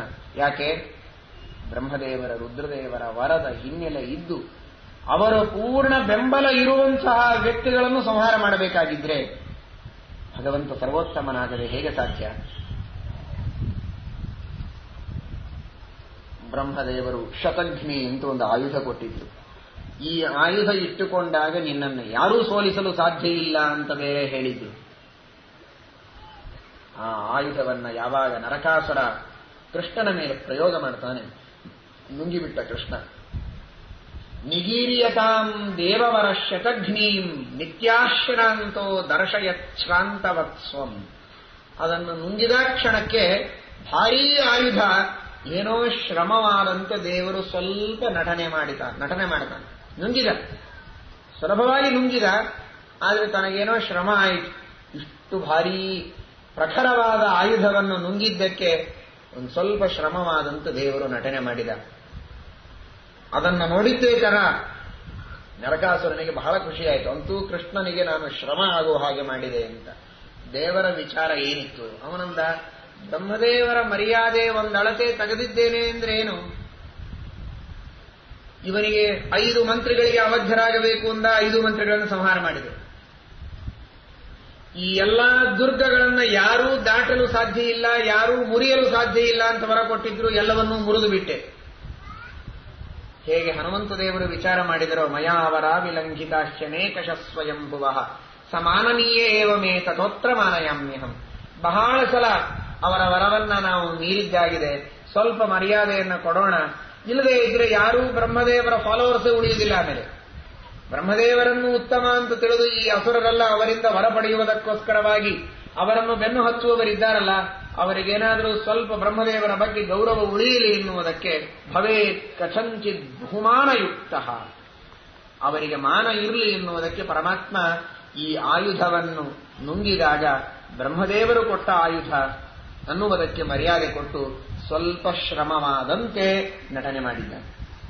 ಆದರೆ ಭಗವಂತನಿಗೆ ಶ್ರಮವಿಲ್ಲ, ಹನುಮಂತ ದೇವರಿಗೆ ಶ್ರಮವಿಲ್ಲ. ನೈವಾತ್ರ ವಿಶ್ರಮಣ ಇಚ್ಛದ ವಿಶ್ರಮೋಸು. ಮೈನಾಕ ಪರ್ವತ ಮೇಲೆದ್ದು ನನ್ನ ಮೇಲೆ ವಿಶ್ರಮಿಸಿ ಆಮೇಲೆ ಮುಂದೆ ಹೋಗು, ಸಮುದ್ರ ಲಂಘನ ಮಾಡು ಅಂದ್ರೆ ನನಗೆ ಶ್ರಮನೇ ಇಲ್ಲ ಅಂತ ಹೇಳಿದವರು ರಾಮನ ಕೃಷ್ಣನ ಭಕ್ತರಾದ ಹನುಮಂತ ದೇವರು. ಪರಮಾತ್ಮನಿಗೆ ಎಲ್ಲಿಂದ ಶ್ರಮವಾಗಬೇಕು? ಭಗವಂತನಿಗೆ ಶ್ರಮವಿಲ್ಲ. ದೇವರಿಗೆ ಶ್ರಮವಾದರೆ ಸ್ವಲ್ಪ ದೇವರೇನಾದರೂ ತೂಕಡಿಸಿದರೆ, ಕಣ್ಣು ಮುಚ್ಚಿ ಕೆಳಗೆ ಕುಳಿತರೆ ಜಗತ್ತು ನಿಲ್ಲಬಹುದೇ? ಜಗತ್ತಿನೊಳಗೆ ಯಾವ ಕೆಲಸಗಳೂ ನಡೆಯಲಿಕ್ಕೆ ಸಾಧ್ಯ ಇಲ್ಲ. ಬಹುಚಿತ್ರ ಜಗತ್ ಬಹುಧಾ ಕರಣಾತ್ ಪರಶಕ್ತಿ ಅನಂತ ಗುಣ ಪರಮಃ. ಶ್ರೀಮದಾಚಾರ್ಯರು ಬಹಳ ಸುಂದರವಾದ ಶಬ್ದದ ಪ್ರಯೋಗ ಮಾಡ್ತಾರೆ. ಬಹುಧಾ ಕರಣಾತ್, ಒಂದ್ಸಲ ಮಾಡುವುದಲ್ಲ ಈ ಜಗತ್ತನ್ನ. ಇಂತಹ ವಿಚಿತ್ರವಾದ ಜಗತ್ತನ್ನು, ಇಂತಹ ವಿಚಿತ್ರವಾದ ಪ್ರಪಂಚವನ್ನು ಬಹುಧಾ ಕರಣ, ಅನಂತ ಬಾರಿ ಸೃಷ್ಟಿ ಮಾಡಿದ್ದಾನೆ, ಅನಂತ ಸಲ ಸಂಹಾರ ಮಾಡಿದ್ದಾನೆ. ಆದರೆ ಒಂದು ಸ್ವಲ್ಪವೂ ಭಗವಂತನಿಗೆ ಶ್ರಮ ಇಲ್ಲ. ದೇವರಿಗೆ ಶ್ರಮ ಇದ್ರೆ ನಾವಿಷ್ಟು ಸುಖವಾಗಿ ಇರಲಿಕ್ಕೆ ಸಾಧ್ಯವಿರಲಿಲ್ಲ, ಯಾವ ಕೆಲಸವೂ ನಡೆಯಲಿಕ್ಕೆ ಸಾಧ್ಯವಿಲ್ಲ. ಎಲ್ಲವನ್ನೂ ಒಳಗೆ ನಿಂತು ಮಾಡಿಸಬೇಕು. ಶ್ರಮವಾಗಿದೆ ಅಂತ ಸುಮ್ಮನೆ ಕುಳಿತ ಅಂದ್ರೆ ಎಲ್ಲವೂ ನಿಂತೋಯ್ತು, ಪ್ರಳಯವೇ ಆಯಿತು ಅಂತ ಅರ್ಥ. ಪ್ರಳಯವೂ ಆಗುವ ಹಾಗಿಲ್ಲ. ಹಾಗಾದರೆ ಆ ಭಗವಂತನಿಗೆ ಶ್ರಮವಿಲ್ಲ. ಆದರೂ ಶ್ರಮ ತೋರಿಸಿದ. ಇವಳು ತಾನೇ ಶಾರ್ಂಗಧನಸ್ಸನ್ನ ತೆಗೆದುಕೊಂಡು ಸತ್ಯಭಾಮೆ ಯುದ್ಧ ಮಾಡಲು ಪ್ರಾರಂಭ ಮಾಡಿದ್ದಾಳೆ. ಸತ್ಯಭಾಮ ಈ ಕಾರಣಕ್ಕಾಗಿ ತನ್ನ ಹೆಸರನ್ನು ಸಾರ್ಥಕ ಮಾಡಿಕೊಂಡಿದ್ದಾಳೆ. ಕೆಲವು ಕಡೆಗೆ ಶಾಸ್ತ್ರಗಳಲ್ಲಿ ಲಕ್ಷ್ಮೀದೇವಿಯನ್ನು ಪುಲ್ಲಿಂಗದಿಂದ ಕರೆಯುವುದುಂಟು. ಪುರುಷ ಅಂತ ಕರೀತಾರೆ. ದ್ವಾಯುಮೌ ಪುರುಷವು ಲೋಕೆ ಕ್ಷರಶ್ಚ ಅಕ್ಷರ ಏವ ಚ. ಲಕ್ಷ್ಮಿಯನ್ನು ಪುರುಷ ಅಂತ ಹೇಗೆ ಕರೀತೀರಿ? ಕ್ಷರ ಪುರುಷ ಅಂದ್ರೆ ಬ್ರಹ್ಮಾದಿ ದೇವತೆಗಳು, ಅಕ್ಷರ ಪುರುಷಳು ಅಂದ್ರೆ ಲಕ್ಷ್ಮಿ. ಇವರಿಬ್ಬರಿಗೂ ಒಡೆಯ ಅವನು ಭಗವಂತ ಪುರುಷೋತ್ತಮ. ಲಕ್ಷ್ಮಿ ಯಾಕೆ ಪುರುಷಳು ಅಂತ ಕೇಳಿದರೆ ಅದಕ್ಕೆ ಆಚಾರ್ಯರಂತಾರೆ ಪುಂವತ್ ಶಕ್ತಿಮತೀಯತಃ, ಪುರುಷರಂತೆ ಶಕ್ತಿ ಇದ್ದವಳು, ಆದ್ದರಿಂದ ಅವಳಿಗೆ ಪುರುಷ ಅಂತ ಕರೆಯುವುದುಂಟು, ಪುಲ್ಲಿಂಗದಿಂದ ಕರೆಯುವುದೂ ಉಂಟು. ಅದಕ್ಕೆ ಲಕ್ಷ್ಮೀದೇವಿ ನನ್ನಲ್ಲಿ ಪೂಸ್ತ್ವ ಇದೆ, ಪುರುಷನ ಶಕ್ತಿ ನನ್ನಲ್ಲಿದೆ, ಗಂಡಸ್ತನ ಇದೆ ಅನ್ನುವುದನ್ನು ತೋರಿಸುವುದಕ್ಕೆ ತಾನೇ ಧನುರ್ಬಾಣಗಳನ್ನು ತೆಗೆದುಕೊಂಡು ಯುದ್ಧಕ್ಕೆ ನಿಂತಿದ್ದಾಳೆ. ಈ ಕಾರಣಕ್ಕಾಗಿಯೇ ಅವಳಿಗೆ ಹೆಸರು ಸತ್ಯಭಾಮ. ನಿಮಗೆ ಮೊನ್ನೆ ಹೇಳಿದೆ, ವಾಮ ಅಂದ್ರೆ ಸ್ತ್ರೀಯರಲ್ಲಿರುವ ಸೌಂದರ್ಯ, ಭಾಮ ಅಂದ್ರೆ ಪುರುಷರಲ್ಲಿರುವ ಶಕ್ತಿ. ಸತ್ಯಭಾಮ, ನನ್ನಲ್ಲಿ ಭಾಮ ಪುರುಷರಲ್ಲಿರುವ ಶಕ್ತಿ ಇದೆ ಅಂತ ಶಾಸ್ತ್ರದಲ್ಲಿ ಶ್ರೀಮದಾಚಾರ್ಯರೇನು ಹೇಳಿದ್ದಾರೋ ಅದು ಸತ್ಯ, ಅದು ಸುಳ್ಳಲ್ಲ. ಭಾಮ ಇರುವುದು, ಪೌರುಷ ಇರುವುದು ನನ್ನಲ್ಲಿ ಸತ್ಯ ಅಂತ ತಿಳಿಸುವುದಕ್ಕೆ ಸತ್ಯಭಾಮೆ ತಾನು ಧನುರ್ಬಾಣಗಳನ್ನು ತೆಗೆದುಕೊಂಡು ಯುದ್ಧಕ್ಕೆ ನಿಂತಿದ್ದಾಳೆ. ಆ ಸಂದರ್ಭದಲ್ಲಿ ಪರಮಾತ್ಮ ಅವಳನ್ನು ನೋಡಿ ಸಂತೋಷಪಟ್ಟು ತಾನು ಮತ್ತೆ ಅವಳನ್ನು ಆಲಿಂಗನ ಮಾಡಿಕೊಂಡು ಚಕ್ರದಿಂದ ನರಕಾಸುರನನ್ನು ಸಂಹಾರ ಮಾಡಿದ್ದಾನೆ. ಮತ್ತೆ ಚಕ್ರದಿಂದ ಸಂಹಾರ ಮಾಡಿದ. ಬ್ರಹ್ಮದೇವರ ವರ ಇತ್ತು, ದುರ್ಗಾದೇವಿಯ ಅಧಿಷ್ಠಾನವಾದ ಚಕ್ರದಿಂದ ನರಕಾಸುರನ ಸಂಹಾರವನ್ನು ಮಾಡಿ ಅವರೆಲ್ಲರನ್ನೂ ತಮಸ್ಸಿಗೆ ಕಳಿಸಿದ್ದಾನೆ. ಭಗವಂತನ ತಿರಸ್ಕಾರ ಮಾಡಿದ್ದಕ್ಕೆ, ದೇವತಾದ್ರೋಹ ಮಾಡಿದ್ದಕ್ಕೆ, ಧರ್ಮದ್ರೋಹ ಮಾಡಿದ್ದಕ್ಕೆ ಈ ಎಲ್ಲ ರಾಕ್ಷಸರಿಗೆ ಸಂಹಾರ ಮಾಡುವುದು ಮಾತ್ರವಲ್ಲದೆ ಅವರಿಗೆ ಅಂಧಂ ತಮಸ್ಸನ್ನೇ ಕೊಟ್ಟಿದ್ದಾನೆ. ನರಕಾಸುರನಿಗೆ, ಮಂತ್ರಿಗಳಿಗೆ, ಮಂತ್ರಿ ಪುತ್ರರಿಗೆ. ಶಾಸ್ತ್ರ ಶ್ರವಣಕ್ಕೆ, ಕರ್ಣಕುಂಡಲಗಳಿಗೆ, ಶಾಸ್ತ್ರಗಳ ಶ್ರವಣಕ್ಕೆ ಅಡ್ಡಿಯಾದರೆ ನಮಗೆ ನರಕ ನಿಶ್ಚಿತ, ತಮಸ್ಸು ನಿಶ್ಚಿತ. ದೇವತೆಗಳ ದೇವಸ್ಥಾನದ ಸ್ವತ್ತನ್ನು ಅಪಹಾರ ಮಾಡಿದರೆ ಕೃಷ್ಣನ ಕೈಯಿಂದ ಪದಚ್ಯುತಿಯಾಗುವುದು ನಿಶ್ಚಿತ. ಅದಿತಿಯ ಕರ್ಣಕುಂಡಲಗಳು, ಅದಿತಿ ಅಂದರೆ ದೇವಮಾತೆ, ದೇವಮಾತೆಯ ಸ್ವತ್ತನ್ನು ಅಪಹಾರ ಮಾಡಿದ ನರಕ, ಅವನಿಗೇನಾಯಿತು? ಕೃಷ್ಣನಿಂದ ಶಿಕ್ಷೆಯಾಯಿತು. ಇದರಂತೆ ದೇವಸ್ಥಾನದ ಸ್ವತ್ತಿನ ಮೇಲೆ, ದೇವಸ್ಥಾನಗಳ ಮೇಲೆ ಕಣ್ಣು ಹಾಕಿದರೆ ಅಂತಹ ದುಷ್ಟರಿಗೂ ಕೂಡ ಶ್ರೀಕೃಷ್ಣ ಪರಮಾತ್ಮ ಶಿಕ್ಷೆಯನ್ನ ಕೊಡುವುದು ಬಿಡೋದಿಲ್ಲ. ಅವರಿಗೆ ಶಿಕ್ಷೆ ತಪ್ಪಿದ್ದಲ್ಲ. ಇದನ್ನು ಇಲ್ಲಿ ಕೃಷ್ಣ ಪರಮಾತ್ಮ ಸೂಚನೆ ಮಾಡ್ತಾ ಇದ್ದಾನೆ. ಮುಂದೆ ಆ ನರಕಾಸುರನ ತಾಯಿ, ಈ ನರಕಾಸುರ ಇಷ್ಟೆಲ್ಲ ಆಗಿ ಯಾರಿವನು ಅದನ್ನು ವಿಚಾರ ಮಾಡಿ. ಇವನು ಯಾರೋ ಅಲ್ಲ, ಇವನು ದೇವರ ಮಗ. ಇವನು ಯಾರೋ ಅಲ್ಲ, ವರಾಹ ರೂಪಿಯಾದ ಪರಮಾತ್ಮನ ಮಗ ಇವನು. ವರಾಹ ರೂಪಿಯಾದ ಭಗವಂತನ ಹೆಂಡತಿ ಭೂಮಿ. ಶ್ರೀ ಭೂ ದುರ್ಗಾ ಅಂತ ನಾವೇನು ಪರಮಾತ್ಮನ 3 ಮಡದಿಯರನ್ನು ಕೇಳುತ್ತೇವೆ. ಅದರ ಪೈಕಿ ಭೂಮಿ ಎಂಬ ಭಗವಂತನ ಹೆಂಡತಿಯ ಲಕ್ಷ್ಮೀದೇವಿಯ ಸನ್ನಿಧಾನ ಇರುವಂತಹ ಭೂಮಿಯವಳು. ಅಂತಹ ಭೂದೇವಿಯ ಸನ್ನಿಧಾನ ಇರುವ ಇನ್ನೊಬ್ಬ ಭೂದೇವಿ, ಈ ಪೃಥ್ವಿಗೆ ಅಭಿಮಾನಿ ದೇವತೆ. ಅವಳ ಹೊಟ್ಟೆಯಲ್ಲಿ ವರಾಹರೂಪಿಯಾದ ಪರಮಾತ್ಮನಿಂದ ಹುಟ್ಟಿದವನು ಈ ನರಕಾಸುರ. ಅಂದರೆ ದೇವರು ಯಾರ ಸಂಹಾರ ಮಾಡಿದ? ತನ್ನ ಮಗನ ಸಂಹಾರವನ್ನೇ ಮಾಡಿದ. ಅಧರ್ಮ ಮಾಡಿದರೆ ಮಗ ಅಂತ ನಾನು ಕ್ಷಮೆ ಮಾಡುವುದಿಲ್ಲ. ಅವನು ಮಗನೇ ಇರಬಹುದು, ಮೊಮ್ಮಗನೇ ಇರಬಹುದು, ತಮ್ಮನೇ ಇರಬಹುದು, ಅಣ್ಣನೇ ಇರಬಹುದು, ಯಾರೇ ಇರಬಹುದು. ಅನ್ಯಾಯ ಮಾಡಿದರೆ, ಪಾಪ ಮಾಡಿದರೆ, ಅಪರಾಧ ಮಾಡಿದರೆ ನನ್ನ ರಾಜ್ಯದಲ್ಲಿ ಅವರಿಗೆ ಶಿಕ್ಷೆ ತಪ್ಪಿದ್ದಲ್ಲ. ತನ್ನವರು ಅನ್ನುವುದಕ್ಕೆ ದೇವರು ಏನೇ ಅಪರಾಧ ಮಾಡಿದರೂ ಒಳಗೆ ಹಾಕಿಕೊಂಡು ಬಿಡುತ್ತಾನೆ, ನಮ್ಮನ್ನು ಮಾತ್ರ ಪೀಡಿಸ್ತಾನೆ ಅಂತ ಯಾರೂ ಭಾವಿಸಬೇಡಿ. ಅವರು ಯಾರಾದರೂ ನಾನು ಶಿಕ್ಷೆಯನ್ನು ಮಾಡುತ್ತೇನೆ ಅಂತ ಪರಮಾತ್ಮ ತೋರಿಸ್ತಾನೆ. ನರಕಾಸುರನ ಸಂಹಾರ ಮಾಡಿದಾಗ ಅದಿತಿ ದೇವಿ, ಭೂದೇವಿ ತನ್ನ ಮಗ ಅಪಹಾರ ಮಾಡಿಕೊಂಡು ಬಂದಂತಹ ಕುಂಡಲಗಳನ್ನು ಕೃಷ್ಣ ಪರಮಾತ್ಮನ ಪಾದಕ್ಕೆ ಇಟ್ಟು ಸಾಷ್ಟಾಂಗ ನಮಸ್ಕಾರಗಳನ್ನು ಹಾಕಿದ್ದಾಳೆ. ನನ್ನ ಮಗ ಮಾಡಿದ ಅಪರಾಧವನ್ನು ಕ್ಷಮೆ ಮಾಡು, ಈ ಕರ್ಣಕುಂಡಲಗಳನ್ನು ತೆಗೆದುಕೊಂಡು ಹೋಗಬೇಕು ಅಂತ ಹೇಳಿ ಸಮರ್ಪಣೆ ಮಾಡಿದ್ದಾಳೆ. ಜೊತೆಗೆ ಆ ನರಕಾಸುರನ ಮಗ ಭಗದತ್ತ, ಅವನನ್ನೂ ಮುಂದೆ ಇಟ್ಟಿದ್ದಾಳೆ. ಅಂದ್ರೆ ಈ ನರಕಾಸುರನ ಮಗ, ನರಕಾಸುರ ಅಪಹಾರ ಮಾಡಿ ತಂದ ಕರ್ಣಕುಂಡಲಗಳು ಎರಡನ್ನೂ ಕೃಷ್ಣನ ಪಾದಕ್ಕೆ ಇಟ್ಟಿದ್ದಾಳೆ. ಅಂದ್ರೆ ಈ ಮಗನಿಗೂ ನೀನೇ ಗತಿ ಕಾಣಿಸಬೇಕು, ಈ ಕರ್ಣಕುಂಡಲಗಳನ್ನು ತೆಗೆದುಕೊಂಡು ಹೋಗು. ಈ ಮಗನಿಗೆ ಏನೂ ಹೇಳಿಲ್ಲ, ಅವಳು ಮುಂದೆ ನಿಂದಿರಿಸಿದ್ದಾಳಷ್ಟೇ. ಕೃಷ್ಣ ಪರಮಾತ್ಮನ ಒಂದು ಸಂಕಲ್ಪ, ಎಂದಿಗೂ ಯಾವ ರಾಜ್ಯವನ್ನೂ ತೆಗೆದುಕೊಂಡವನಲ್ಲ ಅವನು. ಕಂಸನನ್ನು ಕೊಂದ, ಉಗ್ರಸೇನನನ್ನು ಕೂಡಿಸಿದ, ಜರಾಸಂಧನನ್ನು ಭೀಮಸೇನ ದೇವರಿಂದ ಕೊಲ್ಲಿಸಿದ, ಅವನ ಮಗ ಸಹದೇವನಿಗೆ ರಾಜ್ಯ ಕೊಟ್ಟ, ದುರ್ಯೋಧನಾದಿಗಳನ್ನು ಸಂಹಾರ ಮಾಡಿಸಿದ, ಧರ್ಮರಾಜನಿಗೆ ರಾಜ್ಯ ಕೊಟ್ಟ. ಅಲ್ಲಲ್ಲಿರುವ ದುಷ್ಟರ ಸಂಹಾರ ಮಾಡುವುದಷ್ಟೇ, ರಾಜ್ಯದ ಲೋಭದಿಂದಲ್ಲ. ಸರ್ವರಿಗೂ ರಾಜನಾದ ರಾಜರಾಜೇಶ್ವರನಾದ ಭಗವಂತನಿಗೆ ಹೊಸ ರಾಜ್ಯದ ಅಪೇಕ್ಷೆಯಲ್ಲಿ ಅವನ ಮಗನಾದ ಭಗದತ್ತನನ್ನೇ ಅಲ್ಲಿ ಕೂಡಿಸಿದ. ಯಾವ ವ್ಯಕ್ತಿಗಳ ಮೇಲೆ ದ್ವೇಷ ಅಲ್ಲ, ಅವರು ಮಾಡುವಂತಹ ದೌರ್ಜನ್ಯದ ಮೇಲೆ ದ್ವೇಷ. ಅವನ ಮಗ ಸಜ್ಜನನಾಗಿದ್ರೆ ಯಾಕೆ ರಾಜ್ಯ ಆಳಬಾರದು?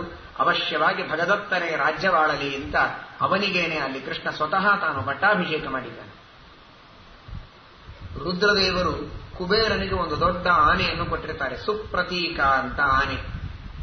ಆ ಆನೆಯನ್ನು ಭಗವಂತ ಅಲ್ಲಿಟ್ಟು ರಾಜ್ಯವನ್ನು ಕೊಟ್ಟು, ಯಾಕೆಂದ್ರೆ ಎಲ್ಲವನ್ನೂ ತೆಗೆದುಕೊಂಡು ಹೋಗುವಾಗ ಕರ್ಣಕುಂಡಲಗಳು ಅದಿತಿ ದೇವಿಯದು ಹೇಗೋ ಹಾಗೆ ಕುಬೇರನ ಆನೆಯನ್ನು ಅವನಿಗೆ ಒಪ್ಪಿಸಬೇಕಾಗಿತ್ತು. ಆದರೆ ಭಗದತ್ತನಿಗೆ ಆ ಸುಪ್ರತೀಕವನ್ನು ಹಾಗೆ ಇಟ್ಟ. ಅವನು ಕುಬೇರನ ಅಂಶ ಅನ್ನುವುದಕ್ಕೋಸ್ಕರವಾಗಿಯೂ ಕೂಡ ಆ ಸುಪ್ರತೀಕವನ್ನು ನೀನೇ ಇಟ್ಟುಕೋ ಅಂತ ಅವನಿಗೆ ಕೊಟ್ಟು, ಉಳಿದ ಆನೆಗಳನ್ನೆಲ್ಲ ಪರಮಾತ್ಮ ರತ್ನದ ಪರ್ವತವನ್ನು ಬೇಕಾದಷ್ಟು ಸಂಪತ್ತನ್ನು ಪುರಯೇವ ಪೂರಿತಮಪೂರಯತ್ ಪುನರ್ನನುಕೃಷ್ಣ ಏಷ ಪರಮಾರ್ಥ ಸಂಖ್ಯೆಯ ಭಗವನ್ಮನಃಪುರಮಿವಾಯತಂ ಪುರ ನಿಧಿಧಾಮ ತಾಂಚತ ಗೃಹೇ ತದದ್ಭುತಂ. ಸಂಪದ್ಭರಿತವಾದ ದ್ವಾರಕೆಯನ್ನು ಈ ನರಕಾಸುರ ತಂದ ಸಂಪತ್ತಿನಿಂದಲೇ ಮತ್ತ ಪರಮಾತ್ಮ ತುಂಬಿದ್ದಾನೆ. 2 ಯೋಜನ ವಿಸ್ತೀರ್ಣವಾದ ರತ್ನದ ಪರ್ವತವೇ ಇತ್ತಂತೆ. ಅಷ್ಟು ಅವನದೊಂದು ಸ್ವಭಾವ. ಕೆಲವರಿಗೆ ಈ ಶಾಸ್ತ್ರ ಪಂಡಿತರು ವ್ಯವಹಾರ ಮಾಡುವಾಗ ಅಂತಾರೆ, ಏನಾದರೂ ಒಳ್ಳೆಯ ಸಾಮಾನುಗಳು ಕಂಡ್ರೆ ಅದನ್ನು ಮನೆಯಲ್ಲಿ ಬರೀ ತಂದಿಡ್ತಾರೆ. ಕೆಲವರು ತಾವು ಉಪಭೋಗ ಮಾಡುವುದಿಲ್ಲ, ಏನಿಲ್ಲ, ಏನೇ ಚೆನ್ನಾಗಿ ಕಂಡ್ರೆ ತಂದಿಟ್ಬಿಡೋದು. ಏನ್ ನರಕಾಸುರ ಇದ್ದಾಗಿದ್ದೀಯಲ್ಲ ಅಂತಂತಾರೆ. ನರಕಾಸುರನ ಕೆಲಸ ಅಷ್ಟೇ. ಏನ್ ಚೆನ್ನಾಗಿ ಕಾಣಿಸ್ತದೆ ಮನೆಯಲ್ಲಿ ತಂದಿಟ್ಬಿಡೋದು. ಒಳ್ಳೆಯ ರತ್ನ, ಒಳ್ಳೆಯ ಬಂಗಾರ, ಒಳ್ಳೆಯ ಸ್ತ್ರೀಯರು, ಒಳ್ಳೆ ಆನೆಗಳು ಏನ್ ಕಾಣಿಸ್ತದೋ ಮನೆಯಲ್ಲಿ ತಂದಿಡ್ತಿದ್ದ. ಅದೆಲ್ಲವನ್ನೂ ಕೃಷ್ಣ ಪರಮಾತ್ಮ ದ್ವಾರಕೆಗೆ ಸಾಗಿಸಿದ್ದಾನೆ. ಅದಾದ ಮೇಲೆ ಅಲ್ಲಿ ಕಂಡದ್ದು 16,100 ಜನ ಸ್ತ್ರೀಯರು. ಆ ಎಲ್ಲ ಸ್ತ್ರೀಯರನ್ನು ಭಗವಂತ ನೋಡಿದ. ಅವರ ಇತಿಹಾಸವನ್ನು ಶ್ರೀಮದಾಚಾರ್ಯರು ಹೇಳುತ್ತಾರೆ. ಯಾರವರು 16,100 ಜನ? ಶ್ರೀಕೃಷ್ಣ ಪರಮಾತ್ಮ ಅನುಗ್ರಹ ಮಾಡುವುದಕ್ಕೆ ಕಾರಣ ಏನು? ಇವರೆಲ್ಲ ಅಗ್ನಿಯ ಮಕ್ಕಳು, ಅಗ್ನಿದೇವರ ಮಕ್ಕಳು, ಗಂಡು ಮಕ್ಕಳು. ಇವರೆಲ್ಲ ಗಂಡಸು ಮಕ್ಕಳು. ಆ ಅಗ್ನಿಪುತ್ರರಾದ ಈ ಎಲ್ಲ ದೇವತೆಗಳು ವಾಯುದೇವರನ್ನು ಕುರಿತು ತಪಸ್ಸು ಮಾಡಿದರು. ಸಾಮಾನ್ಯವಾಗಿ ಬ್ರಹ್ಮದೇವರನ್ನು ಕುರಿತು, ರುದ್ರದೇವರನ್ನು ಕುರಿತು, ಗಣಪತಿ, ಪಾರ್ವತಿ ಇವರನ್ನು ಕುರಿತು ತಪಸ್ಸು ಮಾಡುವುದು ಜಾಸ್ತಿ. ವಾಯುದೇವರನ್ನು ಕುರಿತು ತಪಸ್ಸು ಮಾಡುವವರು ಬಹಳ ಕಡಿಮೆ. ಮಾಡಿದರೂ ಅವರಿಗೆ ಸಿಗುವ ವರ ಭಗವಂತನ ಅನುಗ್ರಹ, ಮೋಕ್ಷ ಸಾಧನವಾದ ವರವನ್ನೇ ಅವರು ಕೊಡುವವರು. ಅಗ್ನಿಪುತ್ರರೆಲ್ಲ ತಪಸ್ಸು ಮಾಡಿದರು. ಏನ್ ಬೇಕು? ನಾವು ಭಗವಂತನ ಕೈ ಹಿಡಿಯಬೇಕು ಅಂತ ಅಪೇಕ್ಷೆ ಇದೆ. ಅಲ್ಲೋ, ನೀವೆಲ್ಲ ಗಂಡಸರು, ನೀವೇಗೆ ಭಗವಂತನ ಕೈ ಹಿಡಿತೀರಿ? ನಮಗೆ ಸ್ತ್ರೀ ಜನ್ಮ ಬರಬೇಕು ಅಂತಲೇ ನಾವು ತಪಸ್ಸು ಮಾಡಿದ್ದು ಅಂತ ವಾಯುದೇವರು ಅವರೆಲ್ಲರಿಗೆ ಅನುಗ್ರಹ ಮಾಡುತ್ತಾರೆ, ವರ ಕೊಡ್ತಾರೆ. ಅವರೆಲ್ಲರೂ ಕೂಡ ಅಗ್ನಿಯ ಮಕ್ಕಳು, ಸ್ತ್ರೀಯರಾಗ್ತಾರೆ. ಬದರಿಕಾಶ್ರಮಕ್ಕೆ ಹೋಗ್ತಾರೆ. ಅಲ್ಲಿ ನಾರಾಯಣ ದೇವರ ಸೇವೆಯನ್ನು ಮಾಡುತ್ತಾರೆ. ನಾರಾಯಣ ದೇವರ ಸೇವೆಯ ಪ್ರಭಾವದಿಂದ ಮತ್ತೆ ಆ ಸ್ತ್ರೀಯರಾಗಿ ಹುಟ್ಟಿದವರು ಕೆಲವರು ದೇವಕುಲದಲ್ಲಿ ಹುಟ್ಟುತ್ತಾರೆ, ಇನ್ನು ಕೆಲವರು ರಾಜಕುಲದಲ್ಲಿ ಮತ್ತೆ ಹುಟ್ಟುತ್ತಾರೆ. ಅವರೆಲ್ಲರನ್ನೂ ಕೂಡ ಆ ದೇವತೆಗಳನ್ನು, ರಾಜರನ್ನು ಸೋಲಿಸಿ ಈ ನರಕಾಸುರ ತಂದು ಇಲ್ಲಿ ಇಟ್ಟುಕೊಂಡಿರ್ತಾರೆ. ಹೀಗೆ ಮೊದಲಿಗೆ ಅಗ್ನಿಯ ಮಕ್ಕಳು, ಆಮೇಲೆ ಬದರಿಕಾಶ್ರಮದಲ್ಲಿ ನಾರಾಯಣನ ಸೇವೆ ಮಾಡಿ ಅಪ್ಸರಾಸ್ತ್ರೀಯರಾಗಿ ಹುಟ್ಟಿ, ಮತ್ತೆ ಕೆಲವರು ರಾಜಕುಲದಲ್ಲಿ, ಕೆಲವರು ದೇವಕುಲದಲ್ಲಿ ಅವತಾರ ಮಾಡಿರ್ತಾರೆ. ಅವರೆಲ್ಲರನ್ನೂ ಕೂಡ ಭಗವಂತ ತಾನು ಸ್ವೀಕಾರ ಮಾಡುತ್ತಾನೆ. ಶ್ರೀಮದಾಚಾರ್ಯರು 2 ಮಾತಿನಲ್ಲಿ ನಿರ್ಣಯ ಕೊಡ್ತಾರೆ. ಇವರೆಲ್ಲರನ್ನೂ ನರಕಾಸುರ ಇಟ್ಟುಕೊಂಡಿದ್ದ ಅಂದ್ರೆ ಮದುವೆ ಮಾಡಿಕೊಂಡಿರಲಿಲ್ಲ. ಅವರನ್ನು ಯಾವ ರೀತಿಯ ಅವರ ಚಾರಿತ್ರ್ಯಕ್ಕೂ ಭಂಗ ಬರುವಂತ ನರಕಾಸುರ ಮಾಡಿರಲಿಲ್ಲ. ಇಂತಹ ಮಹಾದುಷ್ಟನಾದರೂ ಇದೊಂದು ಒಳ್ಳೆ ಕೆಲಸ ಮಾಡಿದ್ದ. ಅವರಿಗೆ ನಿತ್ಯದಲ್ಲಿ ಕೇಳ್ತಾ ಇದ್ದ, ಹೇಗಾದರೂ ಮಾಡಬೇಕು, ನೀವು ಮದುವೆ ಮಾಡಿಕೊಳ್ಳಿ ಅಂತ ಹೇಳ್ತಾ ಇದ್ನೇ ಹೊರತು ಅವರನ್ನ ದೂಷಣೆ ಮಾಡಿರಲಿಲ್ಲ, ಅವರ ಚಾರಿತ್ರ್ಯಕ್ಕೆ ಭಂಗ ತಂದಿರಲಿಲ್ಲ. ಸದ್ವ್ರತಸ್ಥಾಹ ಅಕ್ಷತಾಹ, ಯಾವ ತರಹದ ದೋಷವೂ ಅವರಲ್ಲಿ ಇರಲಿಲ್ಲ. ಮಹಾತಪಸ್ವಿಗಳಾಗಿ, ಬ್ರಹ್ಮಚಾರಿಗಳಾಗಿ ಆ ಎಲ್ಲ ಸ್ತ್ರೀಯರು ಕೂಡ ತಪಸ್ಸು ಮಾಡುತ್ತಾ ಇದ್ದಾರೆ. ಅಂತಹ ತಪಸ್ವಿನಿಯರಾದ ಸ್ತ್ರೀಯರನ್ನು ಭಗವಂತ 16,100 ಜನರನ್ನು ಮದುವೆಯಾಗಿದ್ದಾರೆ. ಇವರು ಅಗ್ನಿಯ ಮಕ್ಕಳು, ತಪಸ್ಸು ಮಾಡಿ ವಾಯುದೇವರ ಅನುಗ್ರಹದಿಂದ, ಬದರಿ ನಾರಾಯಣನ ಅನುಗ್ರಹದಿಂದ ಇಲ್ಲಿ ಅವತಾರ ಮಾಡಿ ಇಷ್ಟು ಪರಿಶುದ್ಧರಾಗಿದ್ದಾರೆ ಅಂತನ್ನುವ ತತ್ವ ಒಳಗೂ ಹೊರಗೂ ಎಲ್ಲವನ್ನೂ ತಿಳಿಯುವ ಕೃಷ್ಣನನ್ನು ಬಿಟ್ಟರೆ ಇನ್ಯಾರಿಗೆ ಗೊತ್ತಾಗ್ತಿತ್ತು ಹೇಳಿ? ತತ್ವ ಬಿಟ್ಟು ಬಿಡಿ, ಸಾಮಾಜಿಕವಾಗಿ ವಿಚಾರ ಮಾಡಿ. ಈ ಒಳಗಿನ ಹೊರಗಿನ ಎಲ್ಲ ತತ್ವಗಳನ್ನು, ಸತ್ಯವನ್ನ ಶೋಧಿಸಿ ತಿಳಿದ ಕೃಷ್ಣನನ್ನು ಬಿಟ್ಟರೆ ಇನ್ಯಾರು ಇವನನ್ನು ಮದುವೆ ಮಾಡಿಕೊಳ್ಳಿಕ್ಕೆ ತಯಾರಾಗ್ತಾ ಇದ್ರು? ನರಕಾಸುರನ ಸಂಹಾರ ಆಯಿತು. 16,100 ಜನರನ್ನ ಬಾಗಿಲು ತೆಗೆದು ಕಾರಾಗಾರದಿಂದ ಹೊರಗೆ ಬಿಟ್ಟಿದ್ದ ಕೃಷ್ಣ ಅಂದ್ರೆ ಆ 16,100 ಜನರ ಪರಿಸ್ಥಿತಿ ಏನಾಗ್ತಿತ್ತು ಮುಂದೆ ವಿಚಾರ ಮಾಡಿ. ಯಾರೂ ಮದುವೆ ಆಗ್ತಾ ಇರಲಿಲ್ಲ ಅವತ್ತಿನ ಕಾಲದಲ್ಲಿ. ಇವತ್ತಿನ ಕಾಲ ಅಲ್ಲ, ಅದು ದ್ವಾಪರ ಯುಗ. ಸೀತೆಯೇ ಅಶೋಕವನದಲ್ಲಿದ್ದ ಸಂದೇಹ ಪಟ್ಟಂತಹ ದುರ್ಜನರು ಇರುವ ಕಾಲ. ಅಂತಹ ಕಾಲದೊಳಗೆ ಈ 16,100 ಜನರ ಬಗ್ಗೆ ಏನು ಕಲ್ಪನೆ ಮಾಡಿಕೊಳ್ಳಬಹುದಾಗಿತ್ತು ಜನರು? ಹಾಗಾದರೆ ಅವರ ಪರಿಸ್ಥಿತಿ ಏನಾಗ್ತಾ ಇದೆ? ಕೃಷ್ಣ ಸ್ತ್ರೀಯರ ಮೇಲಿನ ವ್ಯಾಮೋಹದಿಂದ ಮದುವೆಯಾದದ್ದಲ್ಲ, ಆ 16,100 ಜನರ ಮುಂದಿನ ಭವಿಷ್ಯ ಏನು ಇದನ್ನ ಆಲೋಚನೆ ಮಾಡಿ ಶ್ರೀಕೃಷ್ಣ ಪರಮಾತ್ಮ ಅವರ ಪೂರ್ವಜನ್ಮದಲ್ಲಿ ಮಾಡಿದ ತಪಸ್ಸನ್ನೂ ಆಲೋಚಿಸಿ, ಅವರೆಲ್ಲರಲ್ಲಿ ಲಕ್ಷ್ಮೀದೇವಿಯ ವಿಶೇಷ ಸನ್ನಿಧಾನ ಇದ್ದದ್ದನ್ನು ಗಮನಿಸಿ ಅವರನ್ನು ಉದ್ಧಾರ ಮಾಡುವುದಕ್ಕೆ ಭಗವಂತ ಮದುವೆಯಾಗಿದ್ದಾನೆ, ಅವರನ್ನ ಅನುಗ್ರಹ ಮಾಡಿದ್ದಾನೆ ಎಂಬ ತತ್ವವನ್ನು ತಿಳಿಯಬೇಕು. ಇಷ್ಟೆಲ್ಲವನ್ನು ಮಾಡಿ ಪರಮಾತ್ಮ ಮುಂದೆ